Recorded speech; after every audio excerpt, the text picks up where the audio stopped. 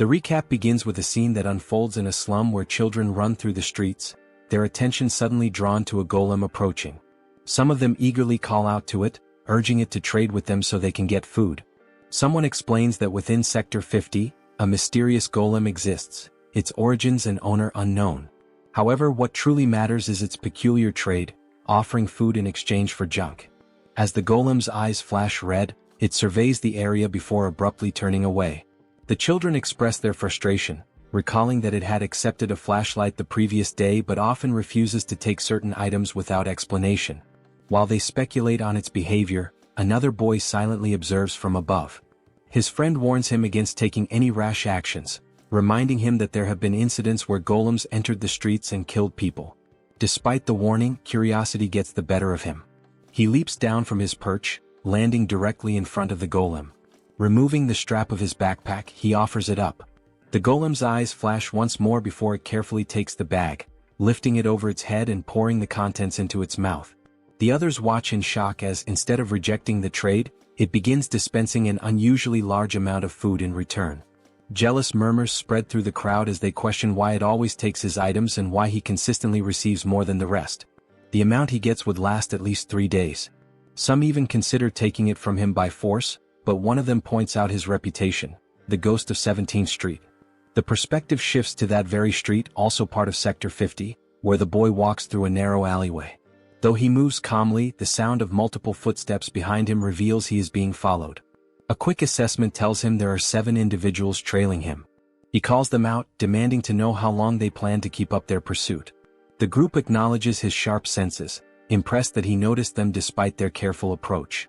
One of them, a figure resembling a pig and equipped with brass knuckles, steps forward. His name is Ron. Ray, the boy, immediately recognizes him and coldly reminds him of the last warning he gave. If he ever showed his face again, he would make sure he would never walk again. Ron only laughs, dismissing the threat. He makes it clear that he has no intention of letting Ray leave as easily as last time. With a smug expression, he demands that Ray simply hand over the food. If he complies, he will be allowed to walk away unharmed. However, Ray refuses, calling out Ron's lie, knowing full well that they won't let him go so easily. Among the children, a rumor persists about a ghost that roams 17th Street. A pale figure that moves in silence, devoid of expression, and one that no one should ever meet eyes with, or else their lies will be exposed. As this thought lingers, Ron's hands begin to tremble. Masking his fear with anger, he charges forward, determined to silence such arrogance for good. Ray swiftly evades the attack, extending a foot to trip Ron before pivoting and grabbing him by the back of his shirt. A precise strike to the gut follows, knocking the air from Ron's lungs and sending him collapsing to the ground. The other boys call out his name, realizing that letting their companion fall so easily is not an option. Without hesitation, they rush in together, determined to overwhelm Ray. One of them leaps into the air wielding a bat, but Ray ducks under the swing and counters with an elbow to the face, sending his opponent stumbling. Another rushes in to assist, only to be caught mid-motion, blood flying from the impact. Capitalizing on the confusion, Ray presses forward, delivering a devastating flying knee. As the last of them hesitates, his cold gaze settles on the remaining boy, whose screams join the chaos as the fight continues. When the dust settles, Ray calmly remarks that simply bringing more people will never change the outcome. Fear now grips Ron, who recoils, calling Ray a monster and warning him to stay back. Despite his trembling, Ron grips a hidden knife and suddenly swings it forward in desperation, repeating his words. Ray glances down at the blade, noting the unsteady hands holding it. He acknowledges that monster might not be such a bad description. Reflecting on his past, he recalls a moment from childhood when he first realized he was different. Around the age of 10, he had scraped his leg, yet while others expected him to cry, he simply questioned why pain should warrant tears. There was another time when a friend was attacked by kids from 7th Street. While others seethed with anger, Ray could only wonder why such emotions were necessary. When one of the boys died, grief consumed the group, yet Ray sat among them, expressionless as whispers of fear surrounded him. It was then that he understood, something within him was missing. He could not experience what others called emotions.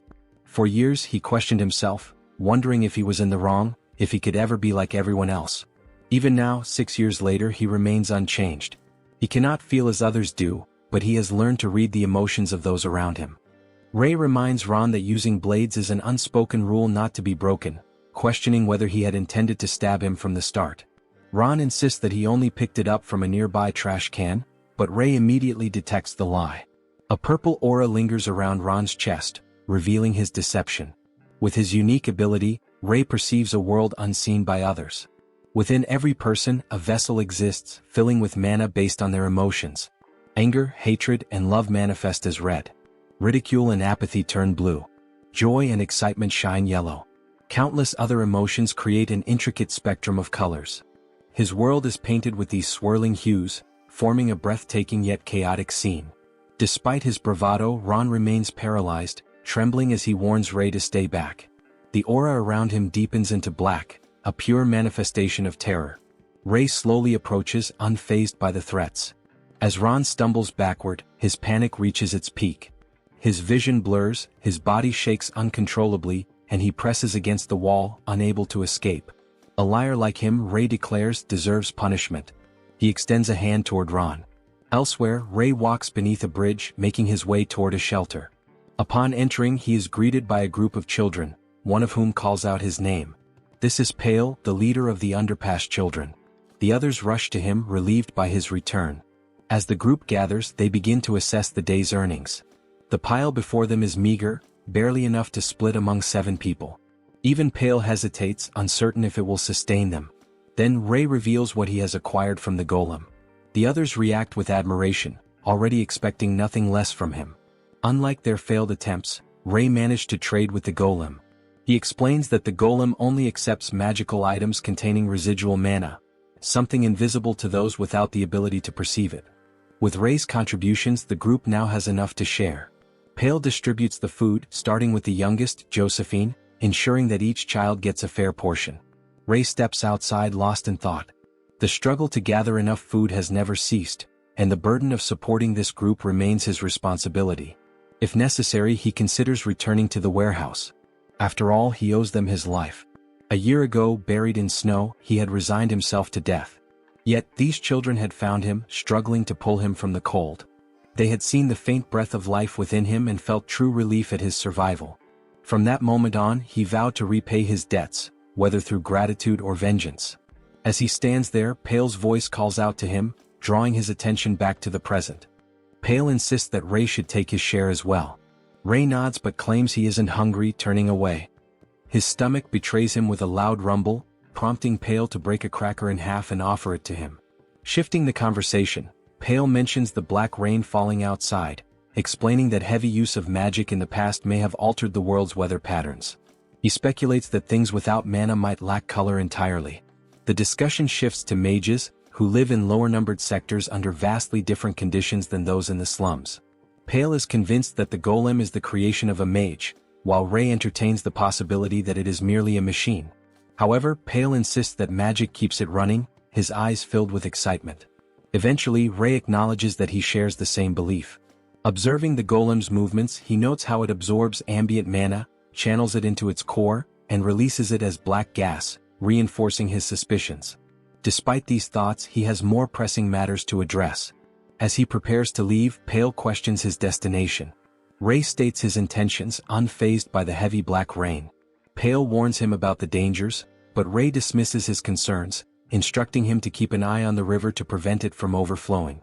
Without hesitation, he takes off, leaving Pale to sigh at his usual reckless behavior. At the intersection of 17th and 18th Street, he notes how people avoid stepping outside when it rains, fearing that even a single drop of black rain could make them ill. Yet he moves through it freely, shielding himself with a faint blue aura. His destination is the Limfoot Hector Ration Warehouse on 18th Street. Upon arrival, he spots several workers inside, gambling as they always do on rainy days. Exploiting the lax security, he sneaks under the fence, shifts a few bricks at the base of the wall and slips inside. The darkness is thick, but the air is saturated with various types of mana. Drawing in specific colors, he combines them into the right formula, producing a reddish glow. Small flames form in his hand, illuminating his surroundings. Though unfamiliar with the exact mechanics, he knows how to manipulate this power. However, controlling red mana proves to be more difficult than expected. He speculates whether he will eventually be able to fully perceive the emotions tied to it and wonders if he can generate a larger flame. A sudden attack interrupts his thoughts. A knife whizzes through the air, narrowly missing him and grazing his ear before embedding itself into the wall. A voice rings out, mocking him for finally showing up and attempting to steal their rations. The speaker, amused by Rei's quick reflexes, suggests that they had been lying in wait from the very beginning. Laughter echoes through the space as Rei quickly assesses the situation. There are 3 of them and they know exactly where he is. The unexpected presence of night vision goggles among the opponents comes as a surprise, though Rei has no need for them. One of the men raises a knife and hurls it toward him. More follow, flying through the air as Rei maneuvers in a zigzag pattern, dodging each one with precise movements. His unpredictable approach catches them off guard, leaving them wondering what kind of person they are dealing with. While one dismisses it as poor aim, another insists that Rei is actually evading their attacks. Closing the distance, Rei lands a clean strike to the face, sending one of them to the ground. The remaining 2 freeze in shock, unable to understand how he can see them so clearly. He studies them, observing the emotions in their eyes, rage and surprise, as well as the vessels within their chests. They attempt to recover, launching another attack, but Rei anticipates their next move by reading the flow of mana coursing through their bodies. Before they can land a hit, he propels himself forward and delivers a powerful kick to one of them, striking his neck with precision. The last opponent refuses to accept what just happened, but Rei wastes no time, closing the gap again and delivering a punch to his gut. The man crumples to his knees, leaving all 3 of them incapacitated. Before he can react, the warehouse door bursts open with a loud crash. A massive figure steps inside, drawn by the commotion. Rei instantly recognizes him as Humphrey, an executive of the Hector Group. The sheer presence of the man matches his reputation, exuding an overwhelming pressure as streaks of ominous purple lightning crackle behind him. Assessing the scene, Humphrey lets out a long sigh, acknowledging the defeat of his subordinates before declaring that it's time to discipline the troublemaker. Understanding the danger, Rei wastes no time and rushes forward, aiming for a decisive blow to Humphrey's gut. The attack lands, but Humphrey remains entirely unfazed. Without hesitation, he counterattacks, his massive hand descending toward Rei. Reacting instantly, Rei sidesteps, barely avoiding the strike, and notes how absurdly fast Humphrey moves despite his size. Leaping backward to create distance, he watches as Humphrey acknowledges his speed with a smirk. It becomes clear that this fight is on a completely different level.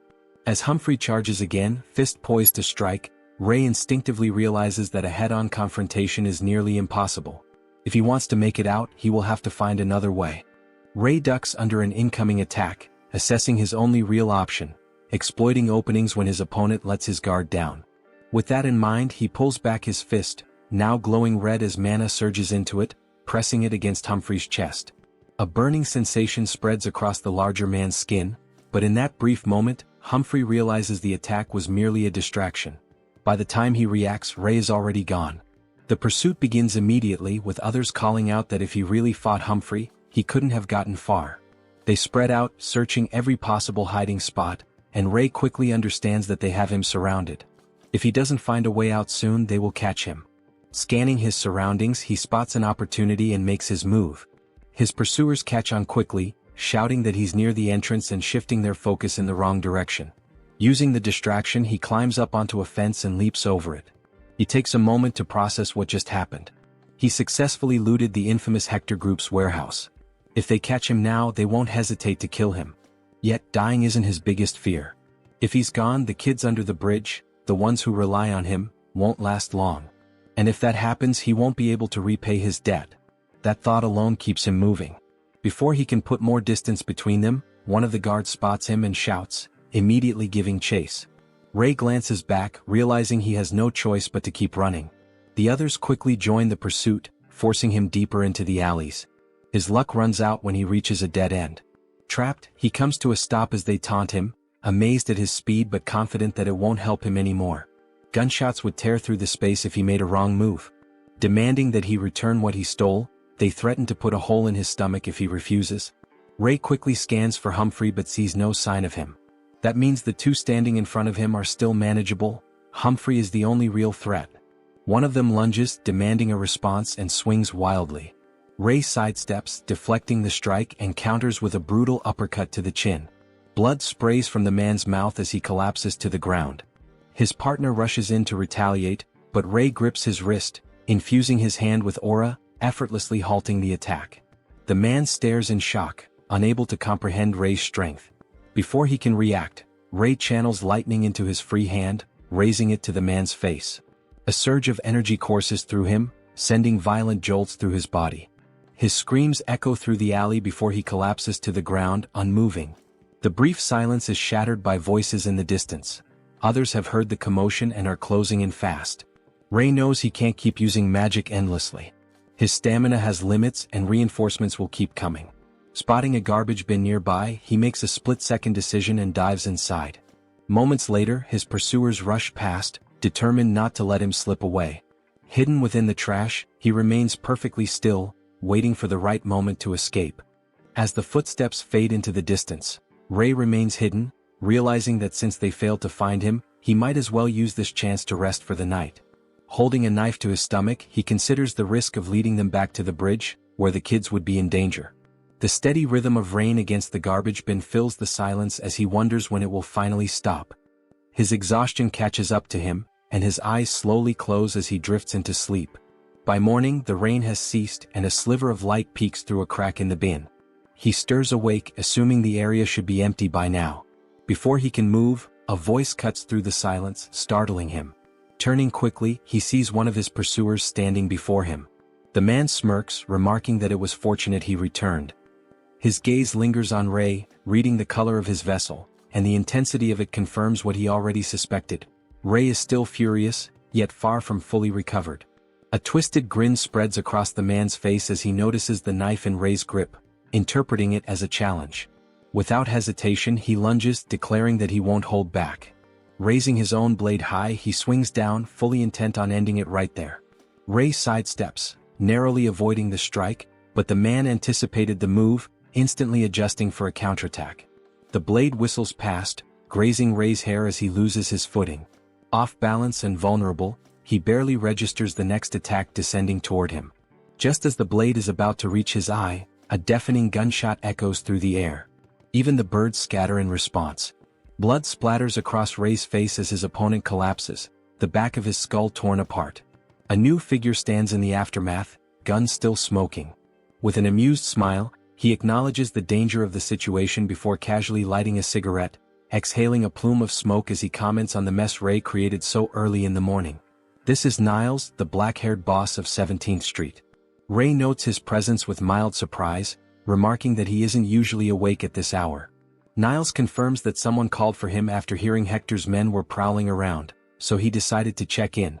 His eyes flick toward Rei's jacket, immediately recognizing where the stolen goods came from. Calling Rei bold, he questions if everything in his possession was taken from Hector. Rei offers a word of thanks, but Niles makes it clear that it wasn't a compliment. Acknowledging the difficulty of the situation, Rei reflects on how dealing with people like Niles is never easy. Some individuals, like him, have such a controlled emotional state that their vessel never truly fills up.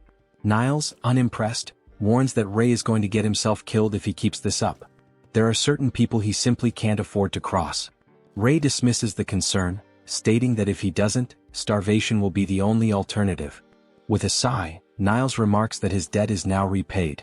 Rei reminds him that when he pulled him from the river, it wasn't out of kindness. He thought he had found supplies and never intended to help. Niles laughs, pointing out that he still survived because of it, while Rei insists that debt has already been settled. A memory from 1 year ago surfaces. Rei recalls the moment he unknowingly fished Niles out of the river. At the time, Niles claimed to be an executive of the 46th sector who had been betrayed. There was no reason to believe he had lied about that, and the structured fighting lessons he provided in return were proof of his experience. Now it's clear why Rei is as skilled as he is. Bringing the conversation back to the present, Rei shifts the topic to something Niles had previously mentioned. There's something he wants to discuss. When pressed, he states his intention. He wants to join Niles' organization. If he does, the kids will finally be safe. Niles considers the request, turns away, and leans against a corner as he lights another cigarette. He reveals that he knows about Rei's ability to use magic, catching him off guard. He had suspected it before, thinking he was mistaken when he saw Rei light a fire without a lighter. When questioned about his knowledge of magic, Niles admits to knowing only a few things, mostly from a magician in his previous organization. He explains that mana exists in the air and is used for magic, but only a select few can detect and wield it. Rei asks about colors, but Niles dismisses the idea, stating that mana is invisible. As Ray gazes at the vibrant colors in the sky, he wonders what he is actually seeing and whether there is more to it. Niles, growing impatient, takes a swing at Ray but he easily dodges. When Ray presses him again about joining his organization, the response is a firm rejection. Niles reflects on the geography of the sectors, all of which lie along the Elton River. He suggests that Ray could escape the slums by traveling upstream to the other sectors, where a better life might be waiting for him. It would be a waste for someone with Ray's abilities to remain in this place. He even offers to find him a car, but Ray refuses, knowing he has responsibilities toward the children in the sector. Niles then mentions his plan to start an orphanage, intending to take kids like Ray off the streets. Ray, unable to read Niles' emotions due to the faintness of his colors, suspects he is telling the truth, given his history of keeping his word. Ray shifts the topic, informing Niles that Hector appears to be preparing for war, as he witnessed truckloads of weapons being delivered to him. Niles acknowledges this, reminding Ray that his earlier actions already escalated the situation. Ray explains that using live ammunition in any conflict here is an outright declaration of war. If Niles loses, the people in the sector will suffer, including the store owners who rely on his protection. Niles dismisses any notion of nobility, stating that his protection fees only seem reasonable in comparison to far worse alternatives. Ray teases him about his reputation, which earns him another swing, though he dodges it once again. A car pulls up, and a man informs Niles that it's time to leave. Before getting in, Niles advises Ray to find another hideout since things are about to turn violent. He then tosses something to him, instructing him to sanitize the cut on his ear before driving off. As Ray watches the car disappear, his expression seems a little lighter. Later, in the central square of 17th Street, Josephine, accompanied by an older woman, calls out to Ray, asking why he didn't return the night before. She rushes to him but immediately notices his battered appearance. Concerned, she questions what happened and begins to cry. Ray brushes it off, claiming he just fell, but she insists it must have hurt. He observes how one person can experience so many emotions at once. Handing something to Josephine, he tells her to go ahead to the tent, promising to join her and Pale soon. She agrees and runs off. The older woman, introduced as Viola, is blind and a storyteller. She mentions that she had been telling Josephine about rainbows. Ray disapproves, believing that such stories might prevent the children from toughening up to survive the streets. Viola, however, argues that if children don't hold on to dreams, then who will? As Ray observes her vessel, he sees a radiant purple mana, an emotion he has never witnessed in anyone else. This unfamiliar sight leaves him deeply curious. Ray warns that she should move elsewhere due to an impending war before walking away, prompting her to call him kind. The next morning he arrives at an inn, knocking on the door and announcing himself for a delivery. The shopkeeper, recognizing him, mentions that Ron had spoken about him taking over deliveries. Ray questions if that's really the case, knowing Ron won't be around due to his broken legs. He asks if the shopkeeper plans to evacuate, pointing out that customers will be scarce if war breaks out. The shopkeeper responds that there might not even be a war, as Hector and Niles are currently in negotiations. As the conversation unfolds, the door opens, revealing a scarred man identified as Hector, accompanied by Humphrey and another figure.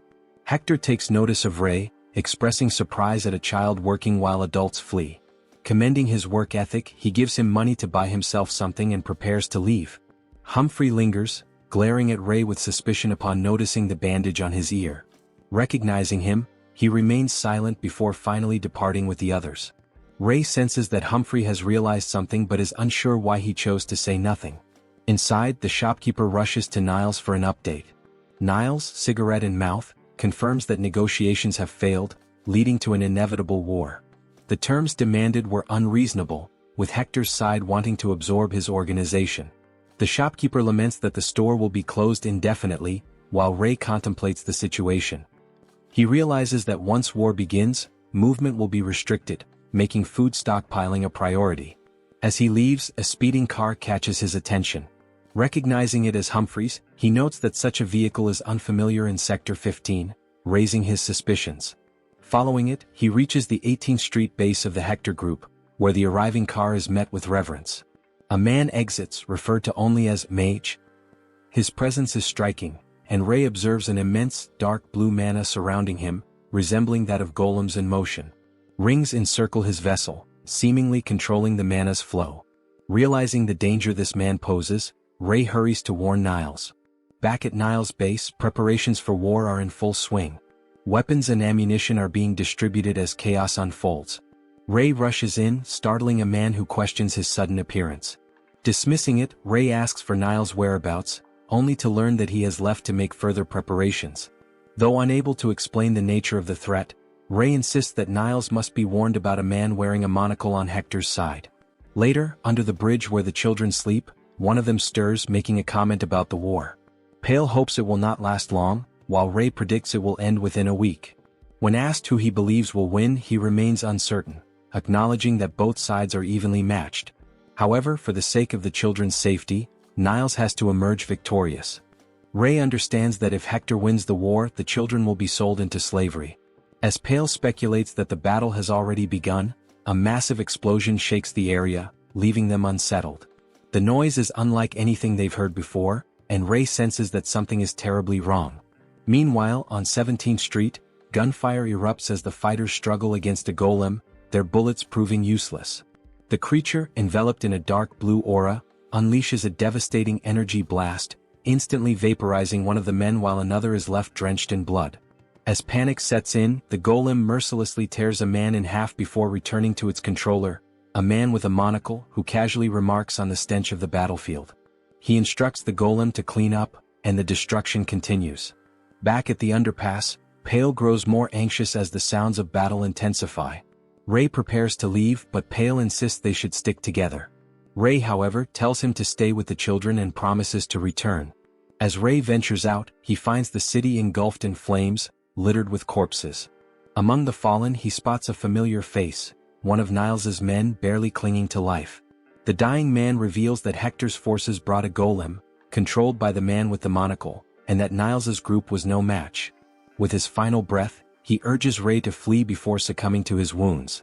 At the underpass, Pale is gravely injured, clutching one of the children while the others lie lifeless around him. As the golem prepares to fire another devastating beam, Pale calls out to Ray in his final moments, pleading for him not to return. At the same time, Ray reaches the central plaza, realizing he is too late. Niles's men have been slaughtered, but Niles himself is nowhere to be found. A massive explosion in the distance draws his attention, and he races back to the underpass, only to witness the aftermath of the golem's attack. The place he once called home is now nothing but ruins. Standing before the devastation, Ray's heart sinks. He is unfamiliar with the emotions coursing through him, but for the first time rage consumes him. His mana flares as he launches himself at the golem, striking with everything he has. The golem reacts, its instincts sensing danger and counterattacks, sending Ray crashing into a wall. As he struggles to rise, he resolves to ensure the safety of those who remain, no matter what it takes. Ray is struck with horror as he recalls the first time he met the group, their warmth and how they treated him like family despite not being related. Memories of their kindness flood his mind, especially Pale's words urging him not to return, perhaps to shield him from witnessing the carnage. As Ray looks around, he sees the bodies of his comrades scattered on the ground, blood everywhere. He calls out to them, the names of the fallen echoing in his mind. The shaking of his hand betrays the weight of his grief and regret, feeling he hasn't repaid them for their kindness. The golem approaches, its ominous presence signaling another deadly attack. Ray struggles to move, his injured body trembling, but he forces himself to take action. As the golem charges up its beam, Ray realizes it was the creature that killed everyone, the children, Niles's men, the innocent bystanders in the street. His desire for vengeance intensifies as he prepares to fight back, but before the golem can fire, a car unexpectedly crashes into it, sending the beast flying into a nearby wall.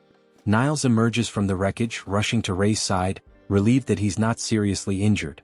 Ray shares the grim news, and when Niles sees the aftermath of the slaughter, he clenches his fist in regret. Niles, filled with sorrow, apologizes, but Ray reassures him that there's no blame. The two share a heartfelt embrace, but the moment is short-lived. Ray inquires about Niles's subordinates, only to learn that they are all dead, and Hector is responsible. Before Niles can finish explaining the next steps, the golem fires a devastating beam, piercing Niles's chest and splattering Ray with blood. In shock, Ray holds Niles as his breath fades. Niles struggles to stay conscious, laughing bitterly despite his injuries, but soon collapses. Ray, desperate, calls out to him, but Niles's life slips away. Ray is consumed with rage as he recalls the bond they shared, training together, sharing meals, Niles' fatherly guidance. The fire of vengeance burns within him, fueling his resolve as he faces the golem. With his eyes blazing red, Ray prepares his own retaliatory attack. The two forces collide in a spectacular beam battle, the sheer energy of their clash creating a blinding light. Ray's red aura intensifies, overpowering the golem's attack, and with a surge of power he destroys the beast, leaving nothing but scattered debris and scorched earth in his wake. After the battle, Ray shakes Niles' lifeless body, his worry evident. He refuses to accept Niles' death, but Niles, though in pain, tells him to stop. He acknowledges the inevitability of his fate, accepting it with no regrets, even as Ray struggles with the loss of someone he considered family. Niles reflects on his past, acknowledging how much he has achieved despite his difficult beginnings. He wonders if things would have been different had he struggled earlier. Around Ray's age, his own life had started to change. As Ray prepares to get medicine for him, Niles grips his hand and with a fading smile, urges him to leave and find a better path. He sees Ray as a younger brother and hopes he will push forward, avoiding the pitfalls that trapped others. With his last bit of strength, he tightens his grip before his life slips away. Ray realizes Niles has stopped breathing and is suddenly overwhelmed by emotions. His breathing grows erratic before he unleashes a scream, recognizing rage and despair as the first true emotions he has ever felt. Later, he wakes under the bridge, sunlight pulling him from sleep. The pain in his arm lingers and he recalls everything that happened, his emotions once again thrown into turmoil. Something within him has changed. Clutching his chest, he pulls his hand away to reveal flames, stronger and more intense than before. He recognizes that his magic grows in proportion to his emotions. Rage amplifies its strength. A sudden headache forces him to acknowledge that he has pushed himself too far. Surveying the covered bodies of Niles and the fallen children, he steels himself for the next step. Revenge is now his only path and he is willing to do whatever it takes. At the central square of 17th Street, Niles' men move the corpses while bystanders quietly discuss the outcome. The shopkeeper comments on the Hector group's victory, lamenting the difficulties ahead, while another warns him to keep his voice down. Near a parked car, Hector leans back, seemingly at ease. Ray, holding a knife, finally tracks him down. As Hector speaks about Niles' failure to cooperate, Ray channels his magic, preparing for the inevitable confrontation. Before he can act, Humphrey places a hand on his shoulder, urging him to wait. Ray, however, reacts instantly, slicing his throat with the blade. Humphrey steps back, trying to de-escalate the situation, but Ray understands that anyone aligned with Hector must die. Without hesitation, he launches an attack, overwhelming Humphrey with his relentless strikes. Humphrey, struggling against Ray's newfound strength, quickly realizes the dire situation. In a desperate move, he allows himself to be stabbed in the shoulder, using the moment to grab Ray by the collar and slam him into the ground. He questions whether Ray truly intends to throw his life away over revenge. Recognizing a chance to speak, he makes an offer, drawing Ray's interest. He reveals that he has been watching him for a long time and asks him to hear him out. Ray considers his reputation, knowing Humphrey is known for his precision and silence, yet now he looks desperate. Convinced of his sincerity, he listens as Humphrey urges him to leave Sector 50. When asked why, Humphrey reveals the truth. His brother was sold to the City of Mages by Hector. To gain information on his whereabouts, he was forced into 10 years of servitude. By now, his brother would be Ray's age. Ray questions why he should care, and Humphrey explains that Ray's ability to use magic makes him a key player in this struggle. He proves his knowledge by revealing a burn scar, evidence of Ray's powers. However, he warns that Hector remains out of reach. The real threat is the terrifying mage always by his side. Ray perceives Humphrey's fear clearly, his essence darkened by genuine terror. The mage is no ordinary enemy. Those who displease him are frozen solid, and one victim was drowned simply by having a bubble of water placed over his head. Ray is confronted with the reality of his situation as he grapples with the power of his opponent, a skilled and ruthless mage. The mage warns him to leave for now, emphasizing the importance of survival in order to seek revenge later. Ray acknowledges his lack of formal training in magic, relying only on his intuition, while his adversary is a seasoned expert, making the odds of victory slim. He learns that the City of Mages is situated upstream of the Elton River, a place that only mages can access. Humphrey, handing over his life savings and a slip with his brother's details, places his trust in Ray. Despite his doubts, Humphrey believes in Ray's potential, citing his previous victories and abilities that could match even a high-level sector. Ray, understanding Humphrey's sincerity, agrees to help on the condition that the bodies at the underpass are dealt with first. Humphrey promises to do his part and Ray heads out, determined to follow through. As he sets off, he assures that he will return. Reaching the corner of 17th and 18th, exhaustion catches up to him, but he confirms that no one is following. Approaching Viola, he tosses her a coin, pressing for a quick answer to his question. He asks whether the story about the rainbow is true, the belief that finding one grants a wish. A memory resurfaces of Josephine describing a rainbow to him, her excitement evident as she explained its vibrant colors appearing after the rain, comparing it to a bitten donut. Ray had casually remarked on his plans to get donuts for everyone, but Josephine had scolded him for missing the point. As Viola responds, she acknowledges the existence of rainbows but remains uncertain about the wish. Ray studies her essence, seeing the same deep purple light without any distortions in her mana, leaving him unable to determine if she is lying. Humphrey had mentioned that a mage had come searching for something, a rainbow, implying that there must be some truth to their power.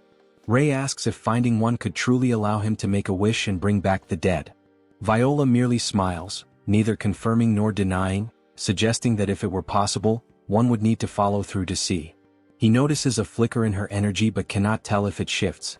She states that no one knows where rainbows are and if they do exist they are likely far away. He thanks her and advises her to move elsewhere. Later, on the outskirts of Sector 50, Ray stands in an alley on 23rd Street. The location matches what Niles had written on the paper, a blue abandoned building. A whip rests in front of it, and he recalls Niles mentioning that a car had been prepared in advance. The vehicle, a four-seater sedan, sits waiting. As Ray grips the handle, a voice calls out, questioning his identity and noting his resemblance to Niles' brat. The speaker, clearly a junkie, presses him about orders to take the car and demands to know Niles' whereabouts. Ray realizes that despite shaking off Hector's men, trouble still lingers. There is no time to waste. Tightening his grip on the handle, his movement does not go unnoticed. The junkie, recognizing the intent, lunges at him, demanding to know where he thinks he is going. Ray manages to slip inside and shut the door, but before he can fully close it, the junkie forces his hand against it, preventing it from sealing shut. Ray, struggling with the effects of excessive strengthening magic, finds himself drained of mana as he confronts an aggressive figure demanding entry. Channeling a red aura into his hand, he executes a swift and precise attack, causing the man to collapse. Without hesitation he drives away, leaving Sector 50 for the first time. As he continues along the river, birds scatter from the ruins. Stopping to check the trunk, he notes Niles' preparedness but realizes that reaching the next sector will take days. Setting up camp, he reflects on his knowledge of mana, recognizing two distinct types. One that can be used freely and another requiring color combinations. Experimenting, he discovers that emotions enhance mana flow, though losing focus causes it to dissipate. Attempting to merge different mana types, he watches as vibrant colors swirl before breaking apart, revealing the difficulty of compatibility. Understanding that successful combinations demand significant mental effort, he resolves to keep experimenting, acknowledging the necessity of adaptation. Gazing at the night sky, he finds newfound motivation beneath the aurora borealis. The next day he resumes his journey, stopping at a rock to continue training. His efforts yield small successes, producing ice, wind, and stone from his fingertips. Realizing the importance of efficiently storing mana, he decides to seek answers upon reaching Sector 49. Back in Sector 50, near the bridge on 17th Street, the area is in chaos as men scramble in search of something. The mage overseeing the search demands an update, but the response is disappointing. One of the men apologizes, insisting that with more time, they will find the golem. The mage, unimpressed, raises his cane and orders him to hold the end. Fear overtakes the man as he hesitates, then slowly reaches out. The moment he grasps it, ice rapidly spreads up his arm, freezing him completely. His agonized screams are cut short as the mage taps the cane against him, shattering his frozen body into pieces. Dismissing him as useless, the mage clicks his tongue in irritation. A sudden shout draws attention. A discovery has been made. A man presents a fragment of the golem, noting signs of a recent battle. As the mage inspects it, he detects lingering mana in the air. The magic used here was strong, its trace is still present. Following the residual energy, he turns to another man, questioning whether anyone lived in this area. The response confirms that street children once occupied the space before likely fleeing due to the war. Curiosity flickers in the mage's eyes as he considers the idea of an orphan wielding magic. At first, the thought seems absurd, but as he dwells on it, amusement takes hold. He laughs at the impossibility, dismissing the notion that a child from the streets could master such an intricate craft. The sheer complexity of manipulating elemental magic among endless possibilities is beyond comprehension. His conclusion is simple: another mage must have intervened and destroyed the golem. However, the unlikely scenario lingers in his mind. If by some miracle an orphan had done this, then that individual would be a prodigy unlike any before, a potential archmage of unparalleled talent. Meanwhile, when Ray finally reaches Sector 49, the scene before him is incredible. Ray recalls a conversation with Niles at an inn, where Niles compares the 42nd sector to their current location, noting its chaotic state. He describes the differences in size, architecture, and layout between sectors, explaining that changes become more drastic the further upstream one travels. Later, in the 49th sector, Ray marvels at its sheer size, noting the absence of golems, which he had previously seen in the 50th sector. As he moves through the city, he overhears conversations about mining wages and navigates the densely packed streets. Determined to uncover more information about magic, he focuses on finding details about a mage and vessel circles, believing them to be crucial for his revenge. He also considers looking into prismatic colors and the city of mages. Concerned about his financial situation, he acknowledges the money given to him by Humphrey but remains uncertain about how long his journey will last. Stopping in front of Veronica's bookstore, Ray contemplates the meaning of its name, associating it with a person while questioning the purpose of a bookstore itself. A memory surfaces of Niles teaching him to read, using dirt to form letters and instructing him to write "brother." This lesson, though simple, became his foundation for literacy. Peering into the bookstore, he is perplexed by the shelves filled with square objects, each containing something unique. A woman suddenly accuses him of breaking a window and attempting to steal her books, expressing frustration and anger. As she scolds him, he perceives a mixture of emotions radiating from her vessel, wondering if it is possible to feel so many at once. She warns him about approaching adults, though he remains unaware of her meaning. Dismissing her as strange, he continues through the city, catching the cautious glances of slum children. Recognizing their wariness, he assumes they see him as a potential threat, much like in Sector 50. That night, resting in his car, Ray reflects on his fruitless search for information on magic and resolves to continue exploring the next day. Suddenly, he notices movement outside. The same group of slum children has approached. They debate whether to kill him, take his belongings, and steal his car. As they make their move, Ray swiftly retaliates, shattering the car window and striking one of the boys, sending him to the ground. Without hesitation, he charges another, landing a decisive blow to his chest, rendering him unconscious. A third boy attempts to ambush him, but Ray effortlessly counters, causing the attacker to collapse in fear. With his weapon in hand, Ray delivers repeated strikes to the remaining boy, who screams in terror. After the confrontation, the defeated group sits before him, their expressions filled with regret. Ray demands to know how many streets the group controls, but they hesitate to respond. Frustrated, he intensifies his gaze and insists on an answer. One of the kids hesitates, unsure whether to speak, until Ray swings near his head, forcing a quick confession. The boy reveals they control 3 streets, but Ray senses his fear and anxiety through his vessel. Accusing him of lying, he stomps on the boy's hand repeatedly until blood splatters, prompting desperate apologies. Turning to another kid, Ray demands the truth. The boy, already resigned, immediately admits they control 14 streets and have a total of 52 members. Their leader, Kedrick, commands them from an abandoned factory. Realizing their group is larger than expected, Ray orders the boy to lift his head and asks for his name. He introduces himself as Neshu.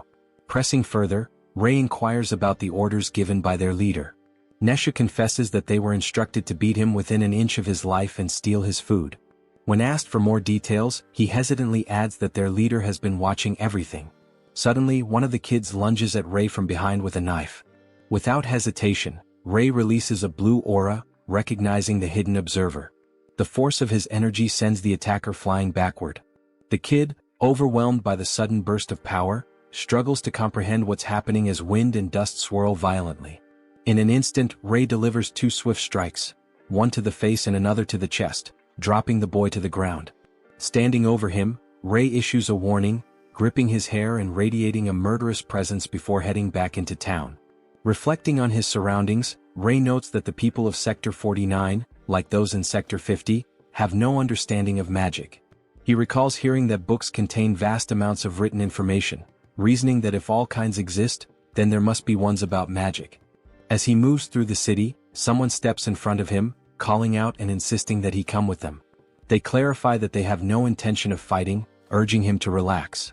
Rei questions whether they are associated with the group of kids he defeated the previous night, smugly noting how thoroughly he had beaten them. They confirm his suspicion and explain that their boss took an interest in his fighting skills. One of them retrieves a piece of paper, but none of them can read it, leading to visible confusion. Another admits that someone was supposed to read it aloud, but their plan had an oversight. Rei takes the note, deciding to read it himself, surprising the group with his literacy. When they express their disbelief, he downplays his ability, saying he only knows a little. The message is simple, an offer to work in exchange for never going hungry again. Instead of answering their question about the note's contents, Rei shifts the conversation, asking how their leader was chosen. They explain that leadership is determined through combat, with the strongest assuming command. Satisfied with the response, Rei agrees to go with them. When they ask where, he states his intention to meet their leader. Upon arriving at the abandoned factory that serves as the group's base, they lead him inside. The door shuts behind them, revealing a large gathering of kids either seated or standing around. Their leader, Kedrick, steps forward, acknowledging Rei's arrival with a confident smile. Rei, taken aback, senses an overwhelming concentration of mana, unlike anything he has encountered before. He had previously seen traces of mana flowing from discarded objects, but never anything this potent. Kedrick invites him to sit, stating that he extended the invitation as a guest rather than an enemy. However, the tension in the room is unmistakable. The surrounding boys stand behind their leader, their expressions ranging from wary to openly hostile. Observing Kedrick's demeanor, Rei immediately recognizes the attempt to establish dominance. Kedrick, despite being around the same age as Rei, demonstrates a remarkable level of leadership. Seeing Rei in person strengthens his interest in him, acknowledging his composure under pressure. He inquires about Rei's origins, having heard that he arrived by car. When Rei reveals he is from Sector 50, the entire group reacts with disbelief, as no one has ever heard of someone coming up from there, only descending from the higher sectors. Kedrick dismisses the chatter and expresses admiration if the claim is true, then extends an offer to join their organization. He explains that they are on the verge of becoming part of a well-known group, the Merc Red, an elite force from Sector 45. Their acceptance into this organization is contingent on reaching 66 members. He frames this as an opportunity for Rei to elevate his status. However, Rei responds that joining a group isn't difficult, but he refuses to serve under someone weaker than him. His statement shocks the group and Kedrick's irritation becomes evident. He challenges Rei's claim, questioning whether Rei truly believes he is stronger. One of Kedrick's subordinates takes offense and attempts to interject, but Kedrick swiftly silences him by gripping his throat and lifting him off the ground, making it clear that interruptions are not tolerated.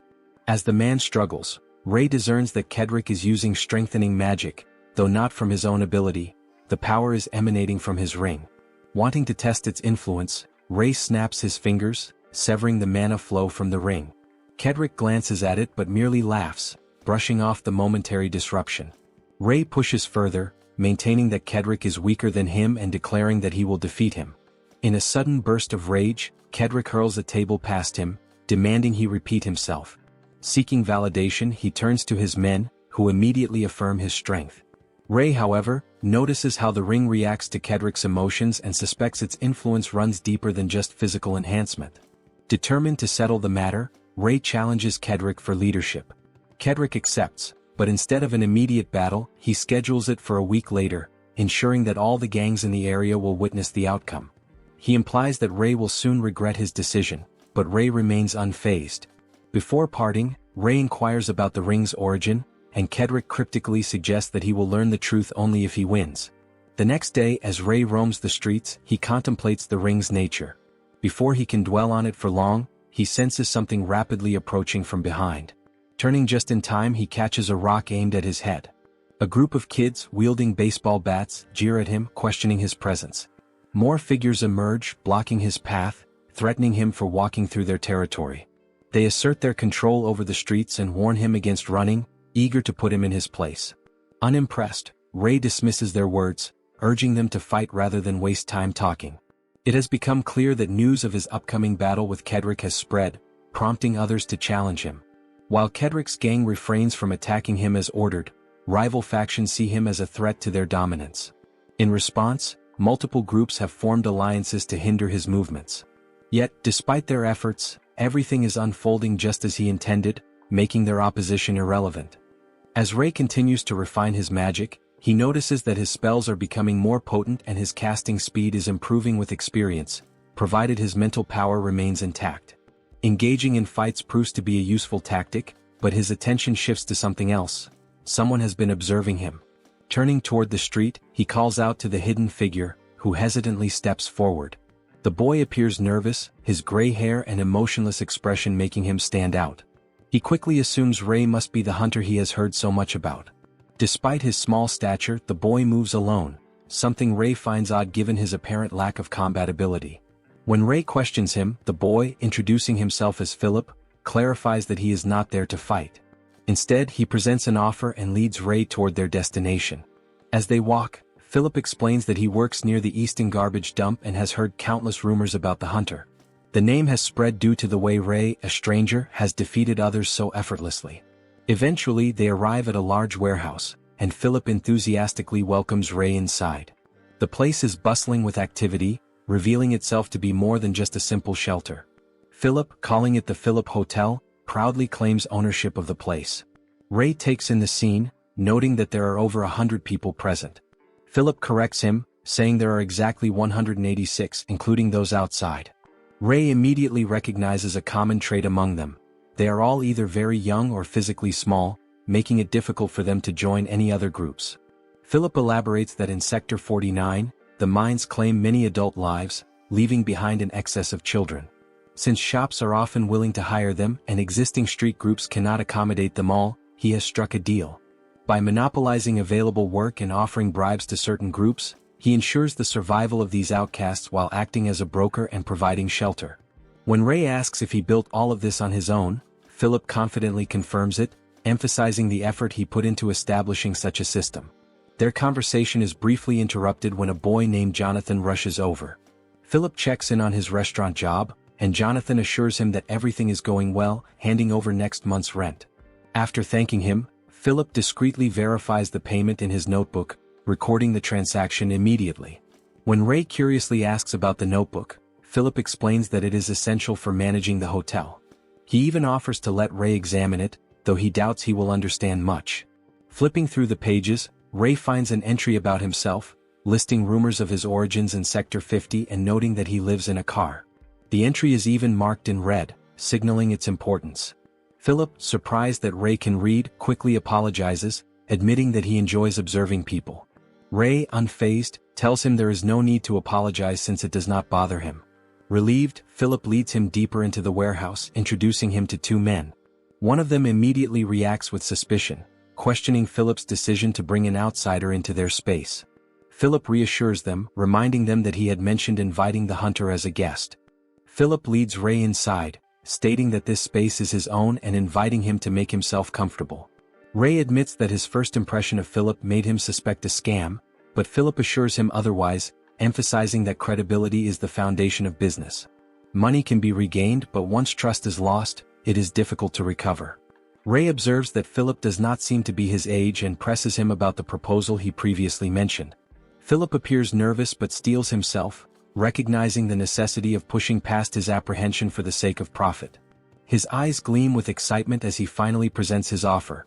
He wants Rei as his business partner once he defeats Kedrick and assumes leadership. Rei watches him, noting a shift in his presence.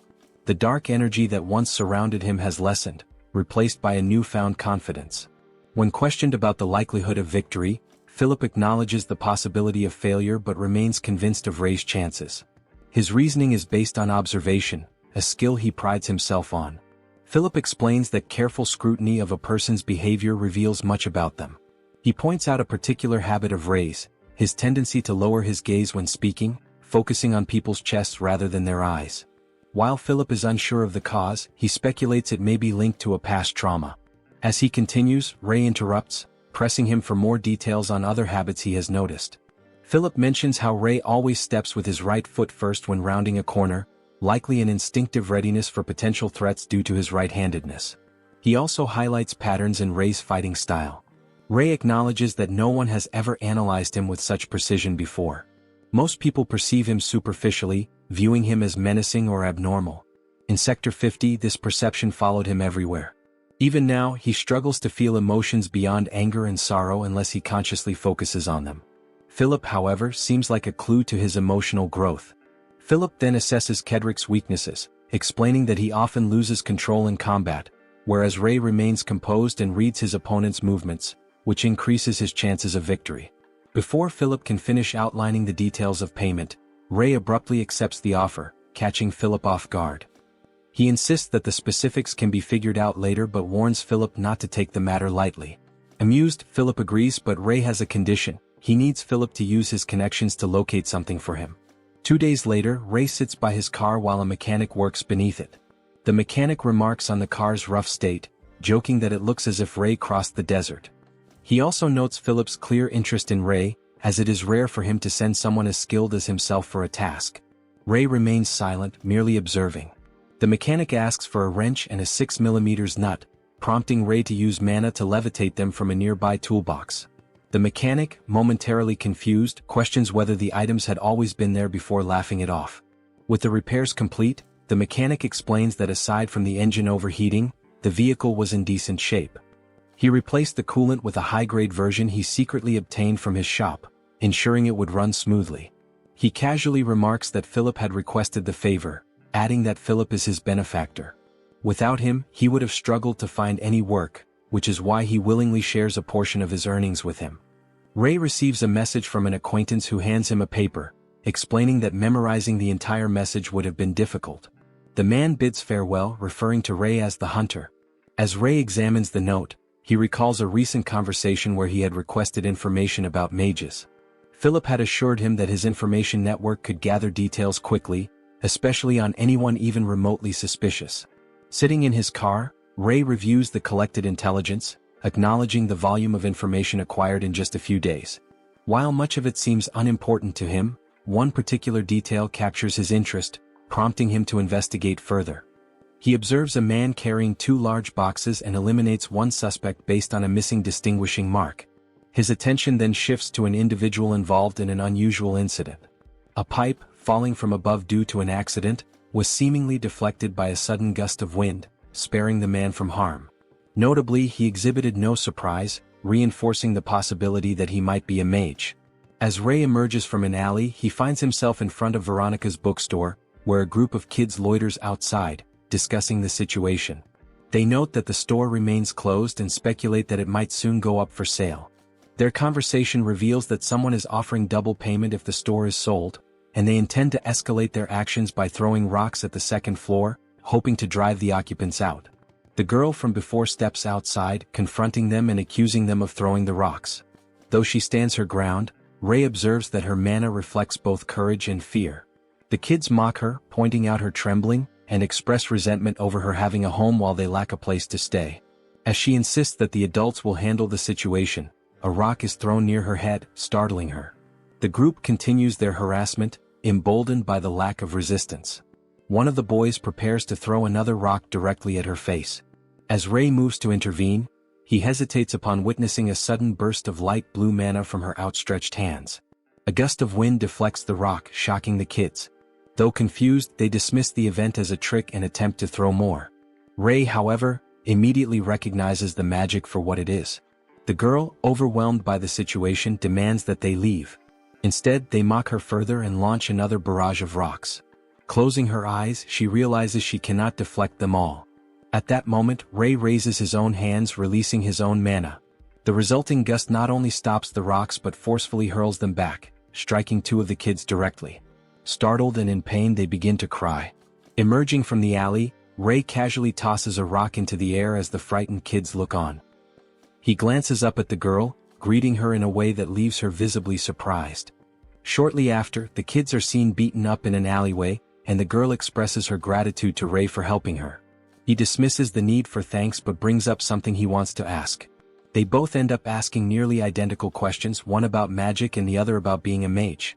Realizing the coincidence, she invites him inside to talk. Inside the bookstore, she introduces herself as Veronica, the daughter of the shop's owner. Rei shares his name and she apologizes for yelling at him before, explaining that she had mistaken him for the troublemakers throwing rocks. He acknowledges the misunderstanding and she expresses appreciation for his help, admitting that she would have been in serious trouble without him. He insists that it wasn't a big deal and mentions that he was only interested in looking around the bookstore, though meeting a mage was an unexpected benefit. Surprised by his reaction, she comments on how people usually accept gratitude more openly. Rei then asks where she learned magic and she explains that her grandfather took her and her siblings in. When he inquires if her grandfather is also a mage, she confirms it and offers to go upstairs to inform him before they meet. Noticing a cut on Rei's cheek, she tells him to wait. He brushes it off as a minor wound, but she insists that it could get infected. Placing her hand on his cheek, she channels icy magic to cool it, but the effect goes beyond that. The wound completely heals. With a sigh of relief, she considers the job done. Rei, intrigued, questions how she accomplished that. She simply refers to it as healing magic, but he presses further, mentioning white mana and its properties. He recalls being told that mana is invisible and realizes that mages seem unaware of its existence. Veronica refers to the energy she used as the element of regeneration, explaining that healing magic primarily relies on a single element but can incorporate others for assistance. Rei, curious, asks how many elements exist, and she estimates that over 20 natural ones exist, with more than 100 if additional types like amplification and disturbance are included. He acknowledges that he has learned something new and considers that he might gain even more insight by meeting her grandfather. Veronica confirms that her grandfather is upstairs but mentions that he is seriously ill and unable to leave his bed. She asks him to wait while she checks if he is awake, then runs upstairs, promising to return soon. While waiting, Rei scans the bookshelves, noting their titles. Aware that books are valuable, he refrains from touching them to avoid reducing their worth. He reflects on his lack of hygiene, realizing the last time he bathed was when it rained clean water. Though he is not particularly bothered by bad odors, he assumes others are and wonders if Veronica is simply tolerating his presence. His attention shifts to a table holding journals rather than regular books. Among them, he notices one studying elemental distribution by sector and another discussing the expansion of black rain. As Veronica comes back downstairs, she fails to see him, assuming he left due to her delay. However, he suddenly speaks from behind her, startling her into a scream. Regaining composure, she scolds him for being so quiet and questions if he was looking around the store. He confirms that he was searching for books on magic but couldn't find any, leading her to ask if he even checked the book titles properly. Veronica acknowledges that Rei is more intriguing than she initially thought. When he inquires about her grandfather, she explains that he is currently asleep and suggests that Rei return the next day. She appears uneasy as she makes the request. As Rei prepares to leave, she suddenly asks why he is so interested in meeting her grandfather, suspecting that it was his intention from the beginning. After a moment of thought, he reveals that he is searching for something: the prism. Later in the afternoon, Rei sits inside a cafe reviewing his notes. Across from his location is the residence of the man who had the pipe incident. Hoping to uncover useful information about magic, he waits. At that moment, Joni arrives with food, surprising Rei. Joni explains that the meal is complimentary, calling Rei a hero to the local kids. Although Rei did not expect the gesture, he decides to accept it and takes the opportunity to ask Joni a question. Joni, in a joking manner, offers to reveal anything, even the storage password of the establishment. Rei declines that offer but instead asks about the accuracy of the man's schedule. Joni assures him that it is precise, as he has observed the man entering and exiting the basement of the nearby building at the same time every day for the past 3 months. Before Joni can continue, someone calls out, demanding that he stop slacking. Joni rushes off, reminding Rei to reach out if he ever needs anything. Rei estimates that he still has an hour before making his move. Finishing his meal, he takes a sip of his drink and then notices the man from his notes. Observing the rings on the man's fingers, Rei recalls seeing something similar on a mage with a monocle. Convinced that this man must also be a mage, he quickly leaves the cafe, thanking Joni on his way out. Joni acknowledges him, expressing that it was an honor to serve him. Now following his target, Rei remembers that the man only stays out for about an hour. Seizing the opportunity, he sneaks into the building and descends toward the basement, finding it locked as expected. Despite the obstacle, he knows he cannot afford to turn back. As he concentrates, he feels the mana reacting within him, swirling and flowing into the keyhole. Ice spreads across the lock, freezing it open. Stunned by what he just accomplished, he momentarily questions the phenomenon but quickly refocuses on his goal. Inside, he notices a garbage bin filled with crumpled paper and sighs in relief, realizing it is not what he feared. Shifting his attention, he searches for information about the mage, eventually coming across a letter the man had been writing.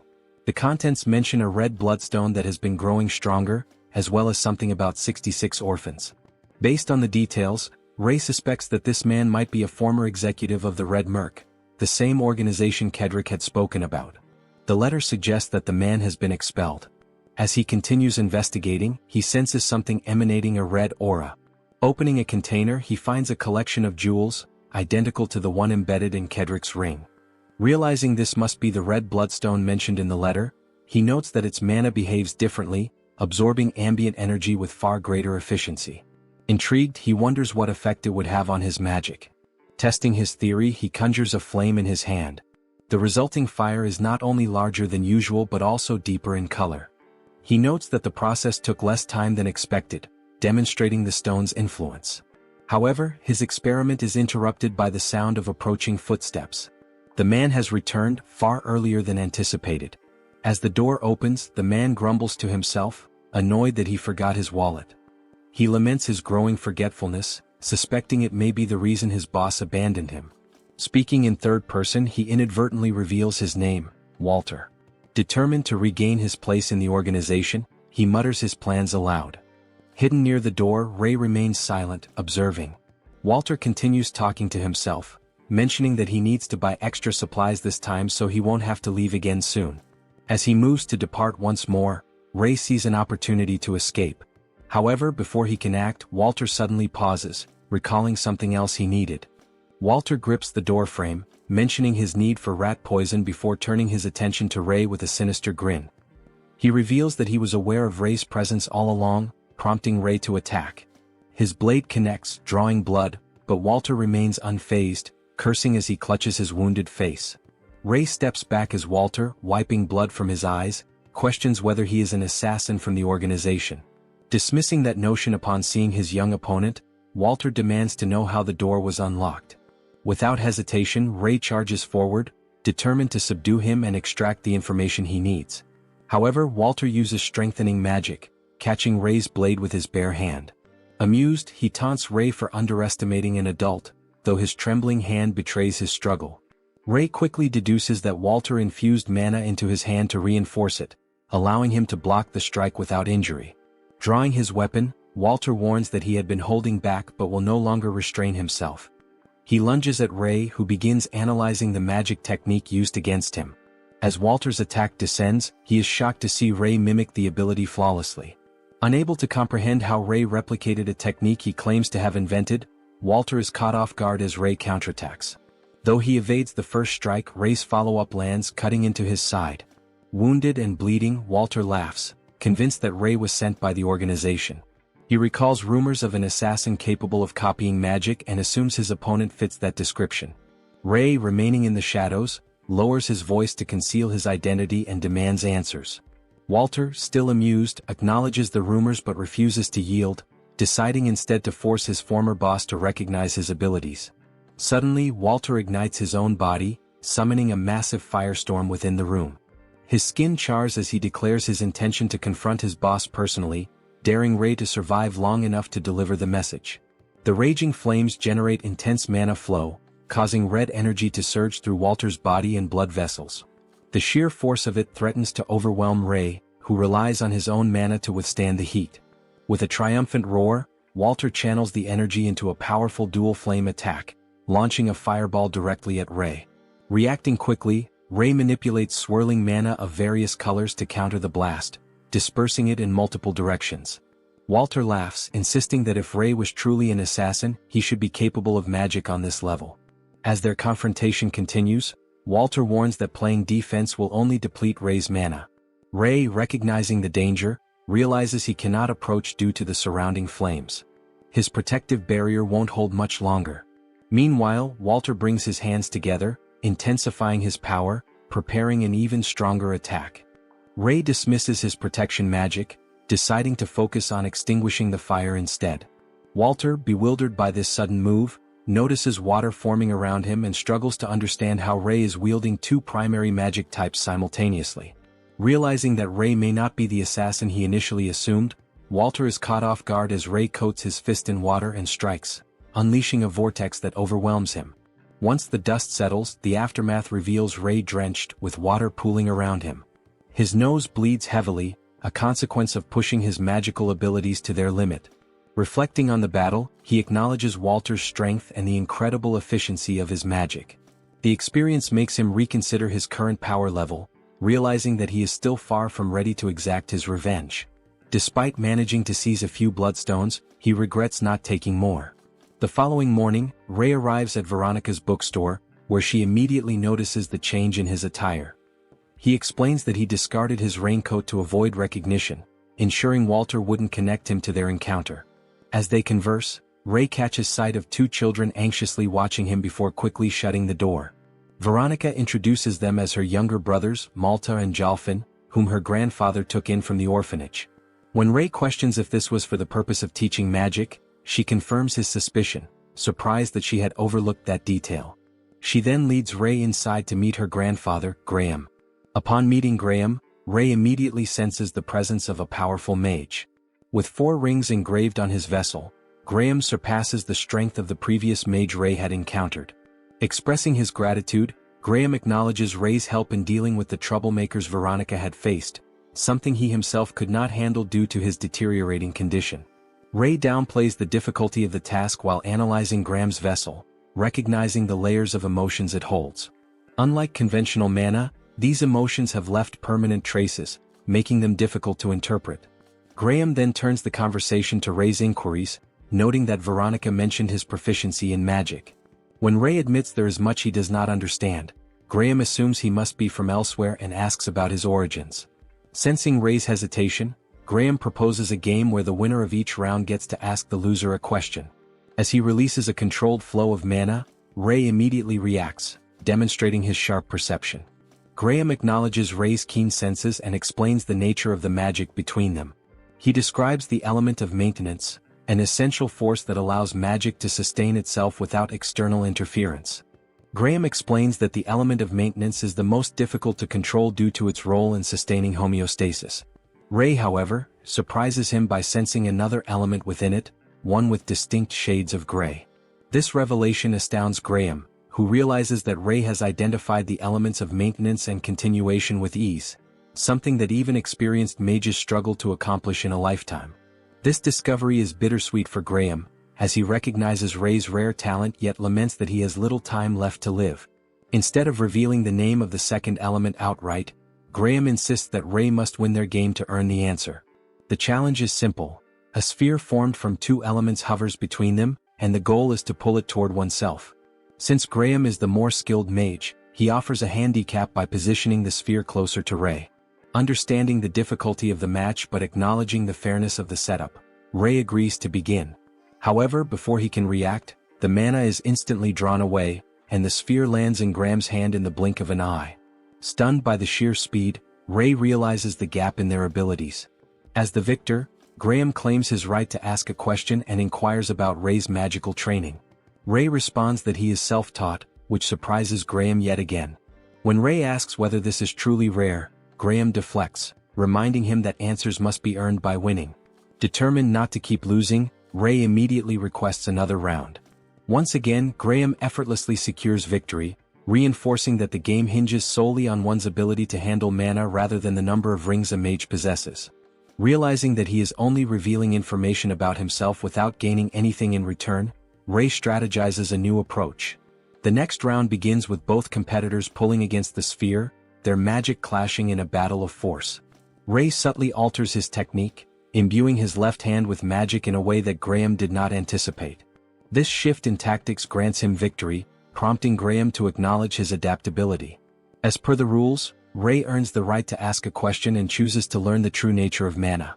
Graham explains that mana is the fundamental element composing all things in existence.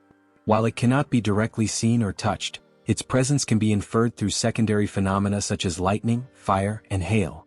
Only a small fraction of humans are born with the ability to perceive mana, but sensing it and manipulating it are entirely different skills. Ray seeks clarification, asking if the talent Graham refers to is the ability to control mana itself. Though it technically counts as a second question, Graham overlooks it and confirms that the true skill lies in separating and combining mana's elements in precise proportions. He notes that individuals who understand themselves deeply tend to possess greater talent in magic, as the discipline is intrinsically tied to self-exploration. He recalls an old saying that mana responds to those who are honest with themselves. Ray contemplates this wisdom while the next round commences. However, instead of being pulled toward Graham, the sphere unexpectedly moves toward Ray. Graham, astonished, remarks that the element of maintenance is notoriously difficult to control, yet Ray is grasping its properties in real time. Relieved by his success, Ray prepares to ask his next question and directs it toward understanding the rings that mages carry within their hearts. Graham describes the rings within a mage as vessels designed to contain and refine mana. As mana from the air naturally accumulates into these rings, a single refinement process alters its elemental composition based on the mage's unique constitution. Ray questions whether refined mana is easier to use than the unrefined mana in the air, and Graham confirms this while emphasizing an additional crucial reason. He explains that while using mana from the air occasionally is harmless, frequent reliance on it leads to mana poisoning. The effects manifest immediately, causing symptoms such as confusion, drowsiness, uncontrollable laughter, sorrowful crying, or even heightened anger. These symptoms vary among individuals, and if they accumulate, they can develop into permanent mental instability. Ray begins to consider the connection between mana and emotions, realizing that unrefined mana induces hysteria. He reflects on why he has remained unaffected and attributes it to his previous inability to experience emotions. He then proposes a hypothetical scenario. If someone could continuously use ambient mana without suffering mana poisoning, would they gain an immense advantage? Graham acknowledges the uniqueness of the idea but states that he has never encountered such a person. If such an individual existed, they would far surpass mages reliant on refined mana, as the limitless supply of mana in the air would make them unstoppable. Shifting the conversation, Graham asks Ray about his aspirations for the future. When Ray responds that there is something he must accomplish, Graham presses further. Ray reveals that his current goals are to kill one person and save another. Graham notes that while he has heard many claim the first objective, the second is unusual. He then offers to teach Ray magic, an offer that surprises him. The idea of a four-circle mage wanting to mentor an orphan from the streets leaves Ray skeptical, suspecting that Graham might expect something in return. However, Graham reassures him that he desires nothing from him. After considering for a moment, Ray accepts the offer. Graham smiles and calls for Veronica, who enters the room. She denies eavesdropping, but Graham assures her that he understands her nature. Inviting her to sit, he reminds her of why he took Malta and Jalfine from the orphanage, explaining that it was to pass down his knowledge as a legacy. He insists that she listen carefully as this concerns the rainbow, something Ray had been searching for. The rainbow is an ancient legend, drawing countless seekers throughout history. Although theories about it vary, they all lead to a singular conclusion: the one who finds the rainbow will gain godlike power, capable of achieving anything. Ray and Veronica struggle to grasp the concept and question what a god truly is. Graham simplifies the answer, describing gods as beings with absolute power, able to impose their will upon the world without limitations. Ray quickly deduces that this is why the monocle mage had also been pursuing it. Before Veronica can ask more, the discussion is abruptly interrupted. A rock crashes through the glass, hurtling directly toward her. As she recoils in alarm, Ray instinctively extends a hand, gripping her shoulder and intercepting the projectile. Although he manages to stop the attack, his hand is injured in the process. The shattered glass surrounding them suddenly halts midair, revealing the presence of wind magic. Veronica, realizing what has just occurred, looks toward Ray. Though his face remains expressionless, an underlying annoyance is evident. He acknowledges that a warning had already been given. Sacrificing the use of one arm should have been enough. Yet, despite this, their pursuers remain persistent, refusing to abandon their demand regarding the bookstore. As Ray assesses the situation, the figures responsible for the attack flee.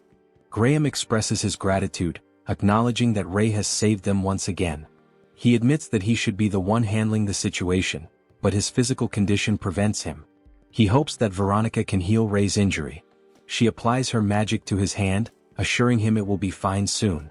Ray, however, finds her concern excessive for what he considers a minor wound on someone else and questions whether it is worth shedding tears over. She warns that leaving it untreated will result in scarring, but Ray believes scars serve as marks of honor, reminders of past battles, which he finds appealing. Graham advises Veronica to refrain from using magic before forming a circle, cautioning her about overusing the ambient mana. She acknowledges his warning. Meanwhile, Ray comments on the ongoing attacks with rocks. Graham reveals that it has been happening for over a month, likely at someone's request. He explains that persistent offers to buy the bookstore suggest that the attacks are a tactic to force a sale. When Ray inquires whether Graham intends to sell, he admits that he has resisted the idea until now, but the situation is becoming intolerable. 6 months ago, Graham had opened the bookstore as a place to train his disciples, pouring his life into it. Memories of that moment surface. Veronica and the other children celebrating the store's opening with excitement. It was a deeply fulfilling experience for him, allowing him to meet children and provide books to those in need. However, due to his illness, Veronica has been managing the store in his place. He fears that if he dies, the situation will only worsen, leaving the store run by children alone, vulnerable to those seeking easy prey. Veronica reacts strongly to his decision, adamantly refusing to let him sell the store. Overcome with emotion, she insists that this place represents his dreams, something he has wanted since childhood. Graham appreciates her concern but reminds her that not all wishes come true. She protests, unable to accept the thought of closing the store, but more than that, she fears losing him. Tears stream down her face as she expresses her deep attachment to him. Moved by her words, Graham finds himself tearing up as well. She rushes to embrace him, and he acknowledges that he has placed too much burden on her shoulders. Ray, observing the moment, notices an unusual reddish-pink hue in his vessel. Later, as the black rain begins to fall, Veronica explains Graham's condition. His illness, known as the eternal sleep disease, started 2 months ago. Over time, his waking periods have shortened and soon he will never awaken again. Currently, he can only remain conscious for 2 to 3 hours a day. She asks Ray to return in the morning when Graham is usually awake. Before he leaves, she expresses relief that the raincoat she lent him fits and bids him farewell. Ray recalls Josephine crying in the past. Though he cannot personally relate to sadness, he understands how to offer words of comfort. He reassures Veronica that everything will be fine. Surprised by his words, she tears up once more and thanks him as he departs. Walking through the streets, Ray contemplates the recent events. The 8th Street, where the bookstore is located, falls under the control of the Jeffers gang, and the children attacking the store likely belong to them. He speculates that they have retreated to their hideout because of the black rain. His plan to deal with Jeffer needs adjusting. As he navigates through a junkyard, he decides to find Philip, hoping that he can arrange a meeting with Jeffer. He suddenly halts, noticing a group of people gathered outside a container. He wonders why Kedrick's gang is there while they impatiently discuss finishing their task. Looking inside, Ray sees Kedrick beating someone, Philip. The sight surprises him. Kedrick, visibly irritated, calls Philip arrogant, expressing his disgust. Before he can continue, a scream erupts outside. Kedrick turns, confused, just as the door bursts open. Ray stands in the entrance, gripping one of the gang members by the hair. The other gang members are already incapacitated. Stepping forward, he calls out to Kedrick, who reacts with surprise, questioning if Ray also has business with Philip. Ray glances at Philip's bloodied form, noting that his condition appears dire. Derek stands over Philip, who lies unconscious against the wall, and questions Ray about his association with him. Ray, aware of Philip's condition, chooses not to answer directly, knowing he has no business ties but does owe Philip for past favors. Seeing no alternative, he steps between them, deciding to protect him as repayment. Derek notes Ray's choice and considers the possibility that he has grown impatient, wanting to fight before their scheduled duel. As Derek speaks, Ray observes his vessel, noticing a significant increase in mana since their last encounter. He then clarifies that his arrival was not for battle but to investigate the commotion. Turning the conversation, he demands to know why Derek attacked Philip. Derek dismisses the question, instead inquiring whether Ray is here with some business proposition, mocking the idea that Philip always seeks out the strong to benefit from them. Frustration overtaking him, Derek moves toward Philip, disgusted by the mere sight of him. Before he can act, Ray swiftly intervenes, grabbing Derek and throwing him back. Caught off guard, Derek regains his footing and charges at Ray with a reinforced punch. Ray calmly analyzes the attack and chooses to block it with his hand. They exchange intense glances before Derek orders Ray to leave, insisting that this does not concern him. Ray, however, questions Derek's reasoning, prompting him to reveal more of his nature. Derek admits that he cannot contain his hatred when facing the weak. When Ray asks if it is merely hatred, Derek goes further, expressing his deep contempt and revulsion toward them. As Ray argues that such feelings are no justification for violence, Derek, overcome with rage, punches the wall and warns him to stay out of it. Otherwise he will share Philip's fate. Seeing the situation escalate, Derek declares his intention to make an example of Philip. Ray, weighing his options, briefly considers using the gem to end the matter instantly but hesitates due to its unknown side effects. Instead, he attempts to reason with Derek. He argues that punishing Philip now would be pointless without witnesses. If no one sees it, no one will truly understand what happened. Derek, struggling to process the idea, listens as Ray further elaborates. Slowly, the logic begins to take hold, and Derek acknowledges that public humiliation would be far more effective. The thought of Philip reduced to a broken state before an audience amuses him. He agrees, and Ray suggests the upcoming duel as the perfect opportunity, where everyone in Sector 49 will be watching. Still wary of Philip escaping before then, Derek questions what will happen if he tries to flee. Ray immediately assures him that he will take responsibility. Satisfied with this arrangement, Derek accepts but leaves a final warning. If Philip disappears, Ray will take his place. With the immediate danger gone, Ray shifts his focus back to Philip. He crouches down, checking for signs of consciousness. The only response he receives is a faint murmur, barely audible. It is enough to confirm what he feared. Philip's condition is worse than expected. Without hesitation, he carries Philip to the hotel. Upon arrival, he calls for someone to open up, catching the attendant off guard. As the door opens, the attendant, initially irritated about interruptions during the black rain, is shocked to see Philip in such a battered state. Ray wastes no time and asks for help. Inside the hotel, Ray waits patiently while Philip receives medical attention. After some time, one of Philip's guards exits the room and informs Ray that he has regained consciousness and is ready to receive visitors.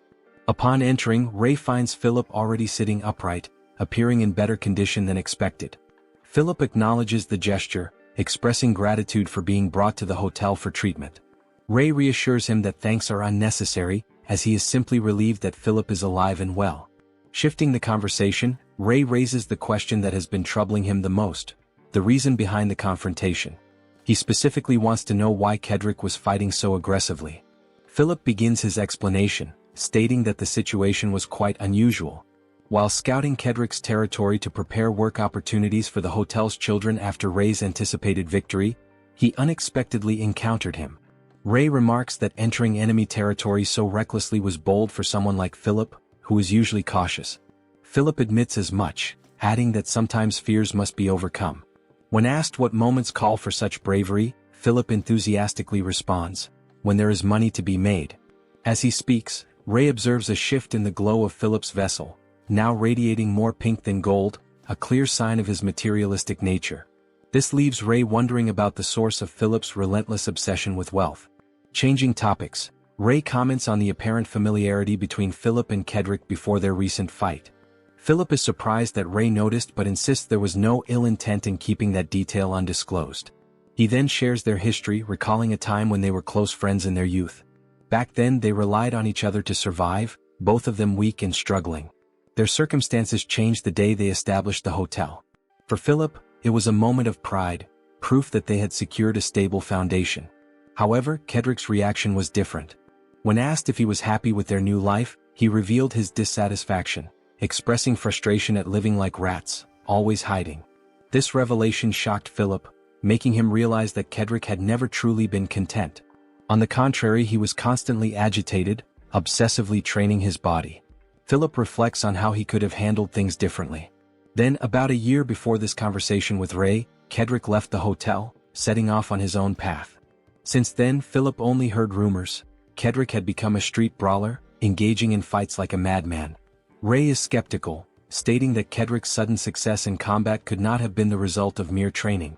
Philip clarifies that Kedrick was not winning at first. In fact, he was constantly losing as the physical gap between him and his opponents was too vast.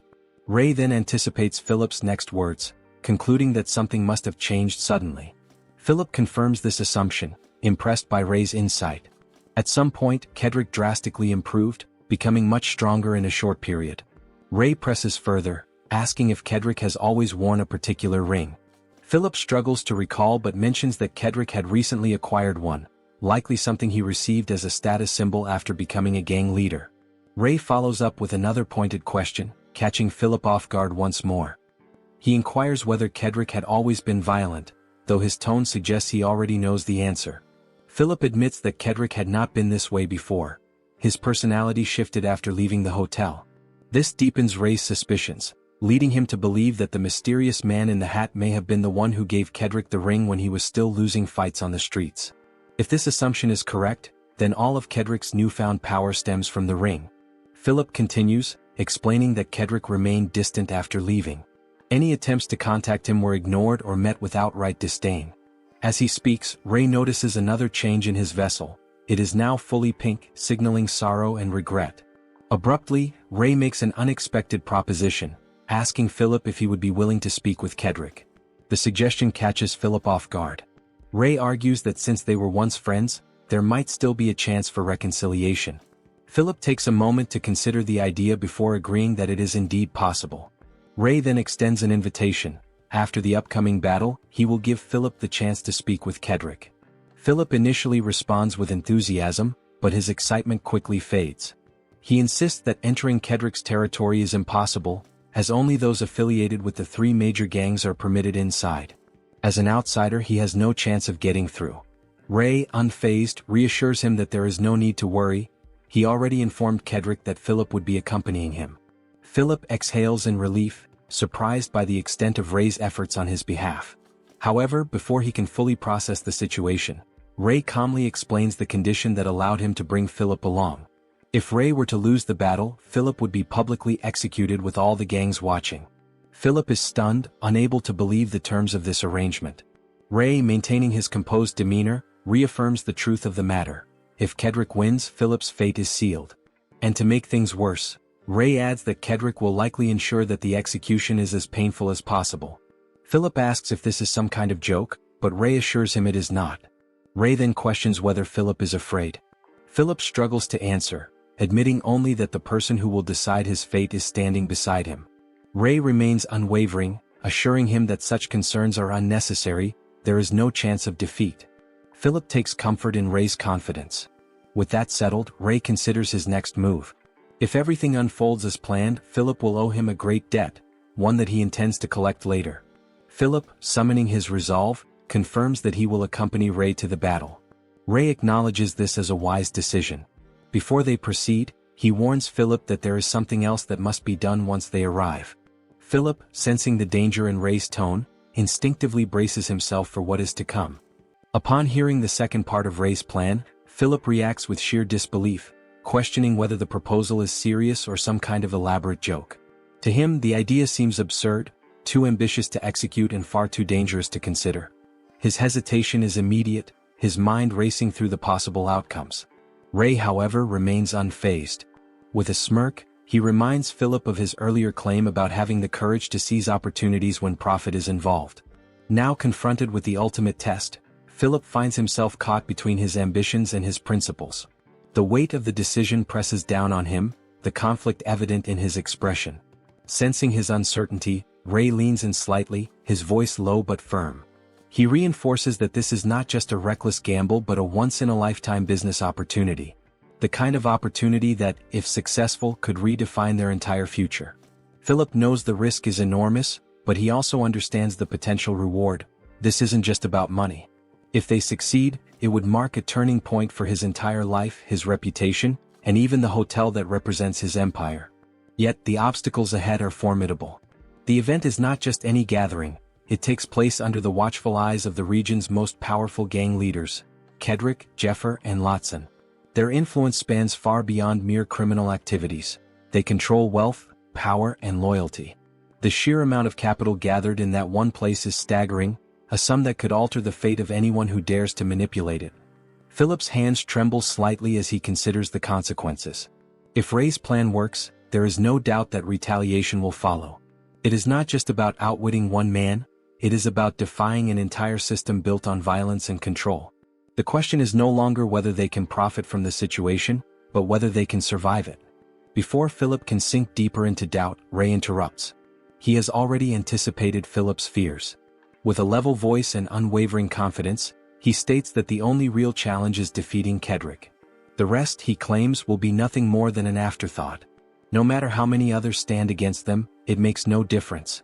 Philip searches his face for any sign of uncertainty, but Ray's gaze remains steady. His confidence is not an act, it is a declaration of certainty. Slowly, Philip begins to breathe again. Something about Ray's presence shifts the weight of doubt pressing on his chest. They stare at each other for a long moment, an unspoken agreement forming between them. Then, with abrupt decisiveness, Philip turns on his heels and strides toward a nearby drawer. He pulls it open, retrieving a notebook and a pen, common items for a businessman, even one confined to a hospital bed. He flips through the pages before settling on a fresh sheet. He rips the page from the notebook and holds it out to Ray. Ray takes it but does not immediately understand its significance. Philip, however, no longer hesitates. His expression is no longer one of doubt but of certainty. He leans forward, his voice carrying an unusual sense of authority. With a confident smirk, he refers to Ray by a new title. One of respect, one that solidifies their partnership. The contract is now in Ray's hands. All that is left is his signature.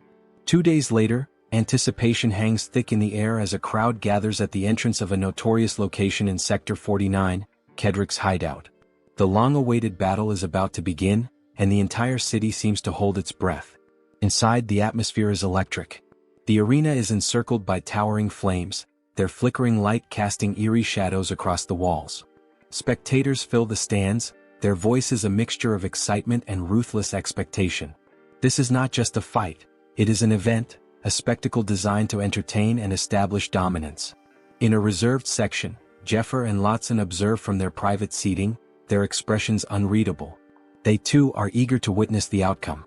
This fight is more than a clash between two men, it is a battle that could shift the power dynamics of the entire underworld. At the center of the arena, Ray and Kedrick face each other. The contrast between them is stark. Kedrick radiates arrogance, his confidence absolute. He believes himself to be untouchable, the undisputed force in the room.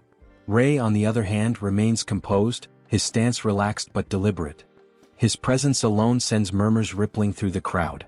Once known as the Ghost, now referred to as the Hunter, Ray has become an enigma to those watching. Some whisper theories suggesting he hails from Sector 50, here to claim dominance. Others struggle to decipher his true motives. But to most, his confidence seems misplaced. Few believe he stands a real chance against Kedrick. The betting period begins and the results are as expected. The crowd places their wagers overwhelmingly in Kedrick's favor. The sheer confidence in his victory fuels the stakes, with one man betting 10,000, only for another to immediately raise it to 30,000. Amidst the noise, two spectators exchange thoughts. To them, betting on Kedrick is a waste of money, the payout is so low that there is no thrill in the gamble. Still, they agree on one thing. This fight isn't about profit. The true excitement comes from watching Kedrick crush the arrogant challenger. Meanwhile, Ray's gaze shifts to a specific site, the grand vessel Kedrick arrived in, adorned in red and gold, a testament to his greed and excess. It glows under the firelight, reflecting the nature of the man himself. Kedrick's patience wears thin. His irritation is clear as he suddenly calls out to Ray, his voice laced with frustration. He accuses Ray of breaking their agreement by arriving alone. To him, this is an insult, a direct challenge to his authority. He demands an explanation. Ray remains unshaken. His response is calm, almost amused. He assures Kedrick that Philip will arrive at the right moment. As if on cue, Philip makes his entrance, wheeled into the arena with a briefcase resting on his lap. The crowd stirs in confusion. His presence was not expected, and speculation spreads like wildfire. Some murmur about possible interference in the fight, but others quickly dismiss the idea. Philip is a businessman, not a fighter. Surely he would never dare to involve himself in something so dangerous. Or would he? With all eyes on him, Philip remains composed, his expression betraying nothing. As the weight of the moment settles over the arena, a single truth becomes clear. Whatever happens next will be remembered for a long time. and the fight has not even begun. As Kedrick speaks, his irritation grows, and he demands silence from the crowd. His patience is thinning, and the sheer audacity of the situation fuels his anger. He steps forward, towering over Philip, and declares that the businessman is not just a guest but also the entertainment for the evening. Once the duel concludes, Kedrick assures everyone that Philip will be dealt with accordingly. His voice drips with amusement, as if savoring the moment before the inevitable. With a sarcastic tone, he turns to Philip, fully expecting the man to confirm this manipulated truth. Philip remains quiet at first, observing Kedrick's stance, his movements, and the gleam in his eyes that betrays his overconfidence. A heavy silence lingers as the crowd waits for his response. Then, with a slow nod, Philip affirms Kedrick's words. A murmur spreads through the audience, some laughing at the businessman's supposed fate, others simply intrigued by his willingness to comply. From a distance, Ray watches Philip closely, reading his body language. He notes the subtle tension in Philip's shoulders, the way his fingers tighten over the edge of his chair. There is hesitation but not fear. Their eyes meet for a brief moment, and in that instant, an unspoken agreement passes between them. Philip isn't surrendering, he's waiting for the perfect opportunity. The plan is still in motion. Kedrick prepares to officially begin the event, raising his hand to signal the referee, but he is unexpectedly interrupted. A clear, firm voice cuts through the noise. "Wait." All eyes turn to Philip, who adjusts himself slightly in his seat. With a composed expression, he announces his interest in placing a bet. The crowd stirs in confusion. Was this some kind of joke? But Philip's demeanor remains steady, unwavering. Slowly he opens his briefcase. The metallic click echoes in the tense atmosphere. Inside, bundles of cash are stacked neatly, the crisp bills gleaming under the arena lights. Gasps ripple through the audience as Philip calmly declares the amount he is wagering. 2,240,000. Silence falls over the arena, thick with disbelief. Even Jeffer and Lotson, who had remained composed until now, exchange glances. The sheer confidence in Philip's voice leaves the spectators stunned. He isn't just making a bet, he is risking everything, throwing every resource he has built over the years on his new business partner's victory. The weight of his decision isn't lost on anyone. The scene shifts back to an earlier conversation, the moment when Ray first presented the idea. Sitting across from Philip in a dimly lit room, he laid out the strategy with calm precision. Nearly everyone would place their bets on Kedrick. He was the undefeated champion, the monster of Sector 49. By going all in on Ray, Philip would stand to secure an unimaginable fortune if the plan succeeded. Philip had leaned back, absorbing the information. The logic was sound, yet the risk was monumental. If Ray lost, he would be left with nothing. But then again, if Ray lost, his money would be the least of his concerns. After a long pause, Philip chuckled and reached for his briefcase. Returning to the present, everything unfolds exactly as predicted. As soon as Philip announces his bet, the crowd erupts into chaos. Shouts and murmurs fill the arena as the betting stations scramble to handle the sudden flood of wagers. The audience reacts in a frenzy, each spectator rushing to increase their stakes on Kedrick. It's an obvious response. Why not take advantage of a fool's reckless gamble? Kedrick, rather than feeling concerned, seems amused. His expression shifts into a grin, the added money only fueling his ego. He turns to Ray, eyes narrowing. "This was your plan, wasn't it?" Ray simply meets his gaze and responds with a cryptic smirk. "You're half right." The crowd grows impatient. Tension builds and the chants begin. They want blood. The referee, yielding to their demands, raises his arm and signals the start of the fight. Kedrick wastes no time.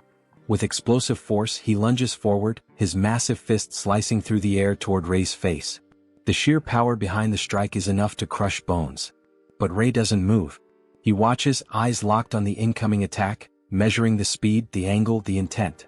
Then, just as the blow is about to connect, he shifts. A blur of motion. The wind of the punch brushes past his cheek. Ray steps aside effortlessly, evading with minimal movement. The crowd erupts at the display. Kedrick isn't deterred. Snarling, he pivots, launching a second attack, this time even faster. Ray dodges again, but this time he seizes Kedrick's arm in a vice grip. His fingers press into the muscle, calculating. Compared to Humphrey, Kedrick's speed is remarkable but still inferior. Ray's mind races. He could end this fight instantly. One precise movement and Kedrick's arm would snap like brittle wood. But before he executes, Kedrick reacts.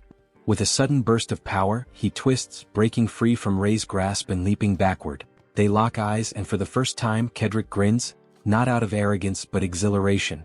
He acknowledges Rei's skill, his expression one of genuine excitement. "Alright then," he growls. "You're better than I thought. But let's see how long you last." His stance shifts. The air around him changes. This is no longer a casual battle, it's a hunt. He declares that from this moment on he will hold nothing back. His goal is clear, Rei's death. Rei remains silent. He doesn't need to speak. He simply looks, waiting Kedrick to move forward. The fight has only just begun. Kedrick advances toward Rei once again as the crowd erupts with excitement over the intense battle unfolding before them. Both fighters display remarkable agility and precision, their attacks and counterattacks executed with calculated speed. Seizing an opportunity, Kedrick aims a kick at Rei's head, but Rei swiftly ducks and counters with a punch at the same height. Kedrick, with a confident smirk, evades the strike just as effortlessly. Spectators murmur about the battle, some calling it one of the most impressive fights they have ever witnessed. Both combatants move with astonishing skill, neither one gaining a clear advantage. Philip, watching closely, is equally shocked by the balance of the fight. He notes that the first one to step back even slightly could end up completely broken. With renewed intensity, Kedrick launches another kick, only for Rei to dodge once more without difficulty. Realizing that continuous evasions will only drain his stamina, Rei decides to shift his strategy. Moving decisively, he seizes Kedrick by the leg and torso, attempting to throw him off balance. Kedrick, irritated by the maneuver, struggles to break free, but Rei reacts instantly, using Kedrick's resistance against him and hurling him away. The force of the throw sends Kedrick crashing into the flaming barrels surrounding the area, leaving him on the ground momentarily. The audience gasps at the impact, with some speculating that the collision must have resulted in broken bones. Murmurs spread about the sheer strength of the fighters. Philip, observing intently, shows visible concern for Kedrick's condition. While some onlookers express disbelief that Kedrick could be losing to an unknown opponent, others acknowledge that Rei is performing far better than expected. From a distance, Rei watches Kedrick carefully, waiting for his next move. Kedrick lies amid the wreckage of the barrel, becoming the target of criticism. Many assume his defeat is inevitable. As those words reach him, a surge of rage ignites within him. His eyes burn with fury, his body trembling as the mere suggestion of his downfall fuels a deep-seated wrath. Summoning newfound strength, he rises once more, cursing those who dare to declare his loss. Rei observes the change in Kedrick, immediately recognizing a drastic shift in his energy. Now standing, Kedrick is enveloped in a powerful aura emanating from his ring. Though his body quivers with exhaustion, he forces himself forward, convinced that defeat is not an option. In his mind, no reality exists where he can lose. With his confidence restored, Kedrick charges at Rei once again. Rei, analyzing his opponent, quickly notices a shift in Kedrick's fighting style. As Kedrick closes the distance, he throws another punch. Rei evades as before but detects something different about the incoming attacks. Each strike carries a new weight, as though driven by the last remnants of his energy in a final, desperate surge. Rei maintains a defensive stance, dodging and blocking while searching for an opportunity to end the fight. He understands that taking a direct hit could have dire consequences. As he contemplates a counter, he recalls a lesson from Niles. When fighting empty-handed, weight difference can be a deciding factor. Just as this thought solidifies in Rei's mind, Kedrick lands a heavy punch directly against him. Though Rei manages to block it, the sheer force strains his defense. Kedrick, sensing the struggle, grows bolder, preparing for another devastating strike. Rei realizes that absorbing any more direct hits will only lead to disaster. His decision is immediate. Rather than countering with strength, he must neutralize Kedrick with joint locks and submission techniques. As Kedrick moves in for another attack, Rei abruptly shifts his strategy. Instead of blocking, he redirects his movements to trap his opponent. Executing a precise and acrobatic maneuver, Rei grabs Kedrick by the shoulders, using his momentum to restrain him while positioning himself for a total immobilization. The fight moves to the ground as Rei locks Kedrick in place, securing him by both the neck and legs. Kedrick thrashes in an attempt to break free but soon realizes that his position leaves him completely powerless. No matter how much he struggles, escape is impossible. Rei, fully aware of Kedrick's predicament, issues a demand: Kedrick must admit defeat. The ring still held one last surprise, granting Kedrick an overwhelming surge of strength once more. Despite Rei still holding him in a firm neck lock from behind, Kedrick managed to stand up in a shocking display of power. Ray was momentarily taken aback, but the reality of the situation became clear almost instantly. This strength was too much for Kedrick to handle. Even before he had struggled to control it. Now his body was on the verge of collapse. Unable to endure any longer, Kedrick fell once again, this time without any interference from Ray. The energy of the ring faded, leaving him completely drained. His defeat was undeniable. Ray approached the fallen opponent and removed the ring from his hand. In the audience, murmurs filled the air, with some questioning whether it was time to pay respects to Kedrick's loss. As realization settled over the crowd, everyone understood, Kedrick had lost. He couldn't even stand up anymore. Discussions erupted about what this meant. Some wondered if Ray was now the new leader of Kedrick's group, while others focused on the large sums of money that had been wagered. One particular individual, likely overwhelmed by desperation, questioned the fate of the bets. Someone quickly followed up, lamenting that they had placed everything on Kedrick. Ray, meanwhile, glanced at Kedrick's motionless body and assessed the situation. He remarked that the defeated fighter wouldn't be able to do much for days. Without hesitation, he walked toward the betting manager and seized the box of money, ensuring no one could attempt any trickery before the fight was officially concluded. Philip, who had called out to Ray, found himself momentarily ignored as Ray prioritized securing the funds. Watching this unfold, Philip couldn't hide his exasperation at Ray's decision-making process. Amidst the commotion, Kedrick, who had been lying on the ground, suddenly stirred. His body, though battered, found just enough strength to rise again. He was barely standing, staggering like a man on the brink of collapse, yet he insisted that the fight was not over.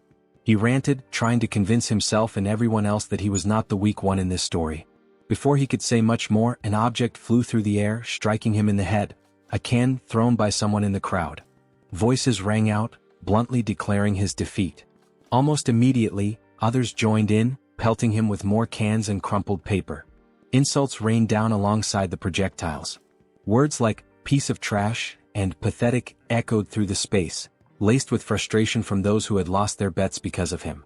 Kedrick stood there, absorbing the humiliation, his body trembling under the weight of his failure. The same people who had once admired or feared him now looked at him with nothing but disdain, as if he were nothing more than a stray dog. In a surge of frustration he acted. Gripping one of the flaming barrels, he lifted it with an expression of seething rage. Both Philip and Ray observed the scene unfold, Philip especially shocked by this sudden escalation. Before anyone could react, Kedrick hurled the burning barrel toward the stands, aiming directly at those who had mocked him. Though the audience managed to dodge in time, the flames spilled over the seating area, instantly igniting the chairs. The fire spread rapidly, consuming everything in its path. Panic took over as people scrambled to escape. Chaos reigned. At the center of the disaster stood Kedrick, grinning in twisted satisfaction. In his eyes he had won once again. He had made them all run in fear. But as the flames grew, his expression faltered. His manic energy dwindled, his laughter lost its strength. The warped reality he had created for himself started to crumble. His body could no longer sustain him. His legs wobbled, and before long he collapsed one final time. At this point he had spent more time on the ground than standing. It was almost as if he owed rent for occupying it so much. Ray and Philip watched as Kedrick lay there, motionless, while burning debris began falling onto his body. Ray understood that Kedrick was no longer capable of moving. But he also knew that if he tried to help, Philip would be put in danger as well. If they all hesitated, they could end up trapped in the inferno. Making his decision, Ray turned and continued on his way. As he walked, he heard Philip call out to Kedrick. Glancing back, he saw that Philip had not followed him. Instead, he stood by Kedrick's side, contemplating how to get his friend out of the blazing wreckage. Philip tries to wake Kedrick, calling out to him, but Kedrick remains completely unconscious. Determined, he attempts to lift the lifeless body, draping one of Kedrick's arms over his shoulders and dragging him as far as his strength allows. Philip pushes himself to the limit, struggling to get Kedrick out of the burning arena, until Ray confronts him, questioning if he truly intends to keep trying to save Kedrick. Philip lifts his head and feels a sense of relief at the sight of Ray still standing there, neither having fled with the money nor having abandoned them. Ray, however, remains still, contemplating why Philip would sacrifice himself for someone who had tried to kill him just 2 days ago. Wasting no time, Philip asks if Ray can help, attempting to position Kedrick onto a wheelchair. This request catches Ray off guard, but despite his initial hesitation, he assists securing Kedrick onto the chair. Philip then urges Ray to take Kedrick to safety, but Ray hesitates, concerned about Philip's fate. When Philip offers to let Ray keep everything they were supposed to split, Ray questions what Philip plans to do without the chair. Philip, however, insists that Ray, no matter how strong, cannot save both of them. As he speaks, a golden aura radiates from him, reinforcing his conviction that he will be fine. Ray clenches his fist, grappling with the idea that for most people, nothing is more important than their own survival. His mind flashes back to Niles, whose last words were a plea for Ray to live a better life in a safer place. This thought confounds him. He cannot comprehend why someone would willingly risk their life for another. He demands to know what Philip gains from this. Philip, confused by the question, listens as Ray presses further, asking what purpose there is in throwing away his own life to save Kedrick. Without hesitation, Philip answers, because they are friends. He simply wants to protect him. Ray finds this concept strange, struggling to grasp why a friend would willingly put themselves in danger. Memories resurface, his friends offering him food, supporting him in every way possible despite their own hardships. He recalls Niles once again, who had sworn to always be by his side like a brother. Time and again those around Ray had sacrificed for his sake, and every time the reason had been the same, because they were friends. Yet to Ray this remains an enigma. He has never been close enough to anyone to be a true friend. He has never saved anyone. No matter how much he tries, he feels like he has never truly protected anyone. As they deliberate, the reality of their situation becomes clear. The fire has consumed everything, leaving only the center of the arena untouched. Suddenly Ray removes his shirt. Philip, watching in disbelief, wonders if the smoke has made him delirious. But before he can say anything, Ray tears the fabric into strips and begins imbuing them with magic. Philip stares in shock and asks if what he is witnessing is truly magic. Ray confirms it. Ray then instructs Philip to cover his mouth with the enchanted cloth to prevent inhaling more smoke. As he does so, Philip recalls his initial skepticism when he set out to find someone with magic, believing it to be nothing more than a myth. An idea strikes Philip. If Ray can use magic, then perhaps he can create water, carving a path through the flames. But Ray quickly explains that magic is not limitless. Excessive use leads to exhaustion, and right now, every bit of energy matters. Philip, still adjusting to the reality of magic before his eyes, prepares to ask more questions, but Ray interrupts him with one of his own. He wants to know, what does it truly mean to be a friend in Philip's eyes? Philip is taken aback, both by the question and the situation in which it is asked. Ray insists that the answer is important. Philip explains that the word friend is commonly used in everyday life to refer to people who are closer to one another. Ray acknowledges this but presses further, wanting to understand why Philip's actions seem to define friendship differently from its usual meaning. Before answering, Philip asks Ray what his own understanding of friendship is. Ray responds that a friend is simply someone a person knows for a certain period of time. Realizing how vague this definition is, Philip finally understands why interacting with Ray has always carried a certain discomfort. Philip then begins to clarify that Ray's understanding is incorrect, but not entirely wrong either. He explains that friendship is more than just knowing someone. It is about helping others without expecting anything in return and having someone who helps you without demanding repayment. That, he states, is the true meaning of a friend. Philip listens to Ray's question, considering whether he regrets everything, knowing that his fate is sealed within the arena. Without hesitation, he asserts that he has no regrets. His concern for Kedrick was the right thing to do. No matter the consequences or the nature of people, the desire to protect someone is never a reason for regret. Before their conversation can continue, debris suddenly collapses toward the trio. Philip panics while Ray watches intently, realizing that it is already too late to dodge. For a fleeting moment he believes this is the end. His thoughts drift back to the moment he felt compelled to destroy the golem, despite not fully understanding why. Perhaps it was because, by defeating it, he would have repaid the kindness of his companions. Yet clarity strikes him. His time with those children was not simply about repaying a debt. It was never about balancing an obligation. It was about protecting them, just as he now feels the overwhelming need to protect Philip. As this realization solidifies, Ray raises his hand, conjuring a protective barrier over everyone. Philip watches in shock, unable to comprehend what he is witnessing. Ray himself is astonished. This is the first time he has ever cast such magic. Philip, overwhelmed, exclaims about the strange darkness that formed at Ray's command. Ray admits that he had never expected it to work. Turning toward Philip, Ray grips his shoulders firmly, urging him to stay still. The moment Philip feels the warmth of healing magic coursing through him, he freezes in disbelief. Ray channels his energy into Philip's broken leg, mending it completely. The sheer impossibility of what is happening leaves Philip speechless. Once Philip is healed, Ray shifts his attention to Kedrick, tending to the severe burns on his hands, an injury sustained when he hurled the flaming barrel into the stands. With both of them restored, Philip expresses immense gratitude, vowing never to forget what Ray has done for them. Saving Kedrick, healing wounds that should have been irreparable, Philip can barely process it. Ray acknowledges the thanks but turns his focus inward, contemplating the consequences of what he has just done. It was not only an act of necessity but also an opportunity to test the limits of his healing magic, the power of white mana. Philip then asks about their next move. Ray responds without hesitation, they will all leave together. When Philip inquires if Ray will use magic again, Ray refuses. There is no need. All they have to do now is wait for the fire to consume everything until nothing remains. Outside, a crowd gathers, watching in silence as the flames engulf the remnants of what was once their home. Some mourn the loss, unable to accept the destruction of their past. One individual, overcome with despair, wonders what will become of them now. With no direction, no plan, the future is uncertain. Meanwhile, the leaders of the other zones stand by, mocking the displaced survivors. They place the blame solely on Kedrick, the one who had recklessly hurled the flaming barrel. Their amusement at the situation is evident, and without an ounce of sympathy, they turn away. Their laughter lingers in the air as they dismiss the suffering of Kedrick's people, making it clear that this problem is not theirs to solve. The young man, who had been consumed by worry just moments ago, is now seething with rage at the insult hurled by the bald-headed leader. As soon as they disappear from sight, he curses them under his breath, gritting his teeth and clenching his fists in frustration. Not far from him, Philip's loyal companion weeps bitterly, overcome with guilt for leaving Philip behind. The weight of his regret crushes him, especially knowing that Philip had been left with a broken leg.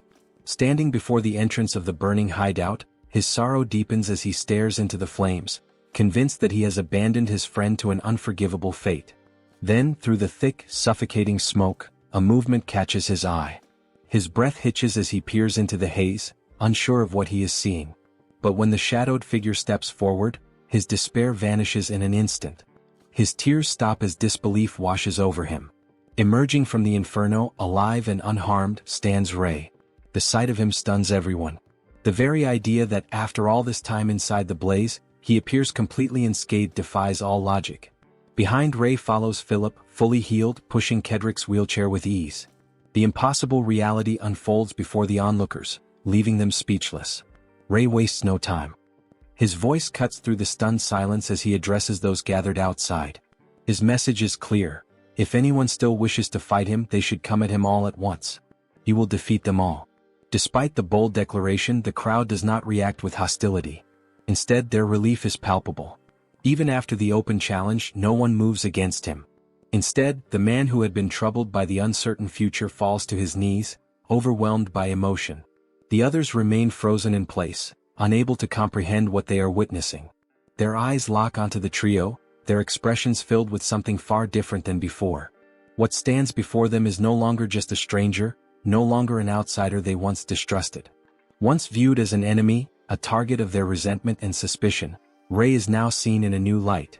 No longer a mere intruder, he has become their symbol of hope, their unshakable stronghold. If you enjoyed this video, don't forget to give it a thumbs up, it really helps. And for more content like this, make sure to subscribe and hit the notification bell so you don't miss any updates. Let me know in the comments if you'd like to see another part. I'd love to hear your thoughts. See you next time. Bye-bye.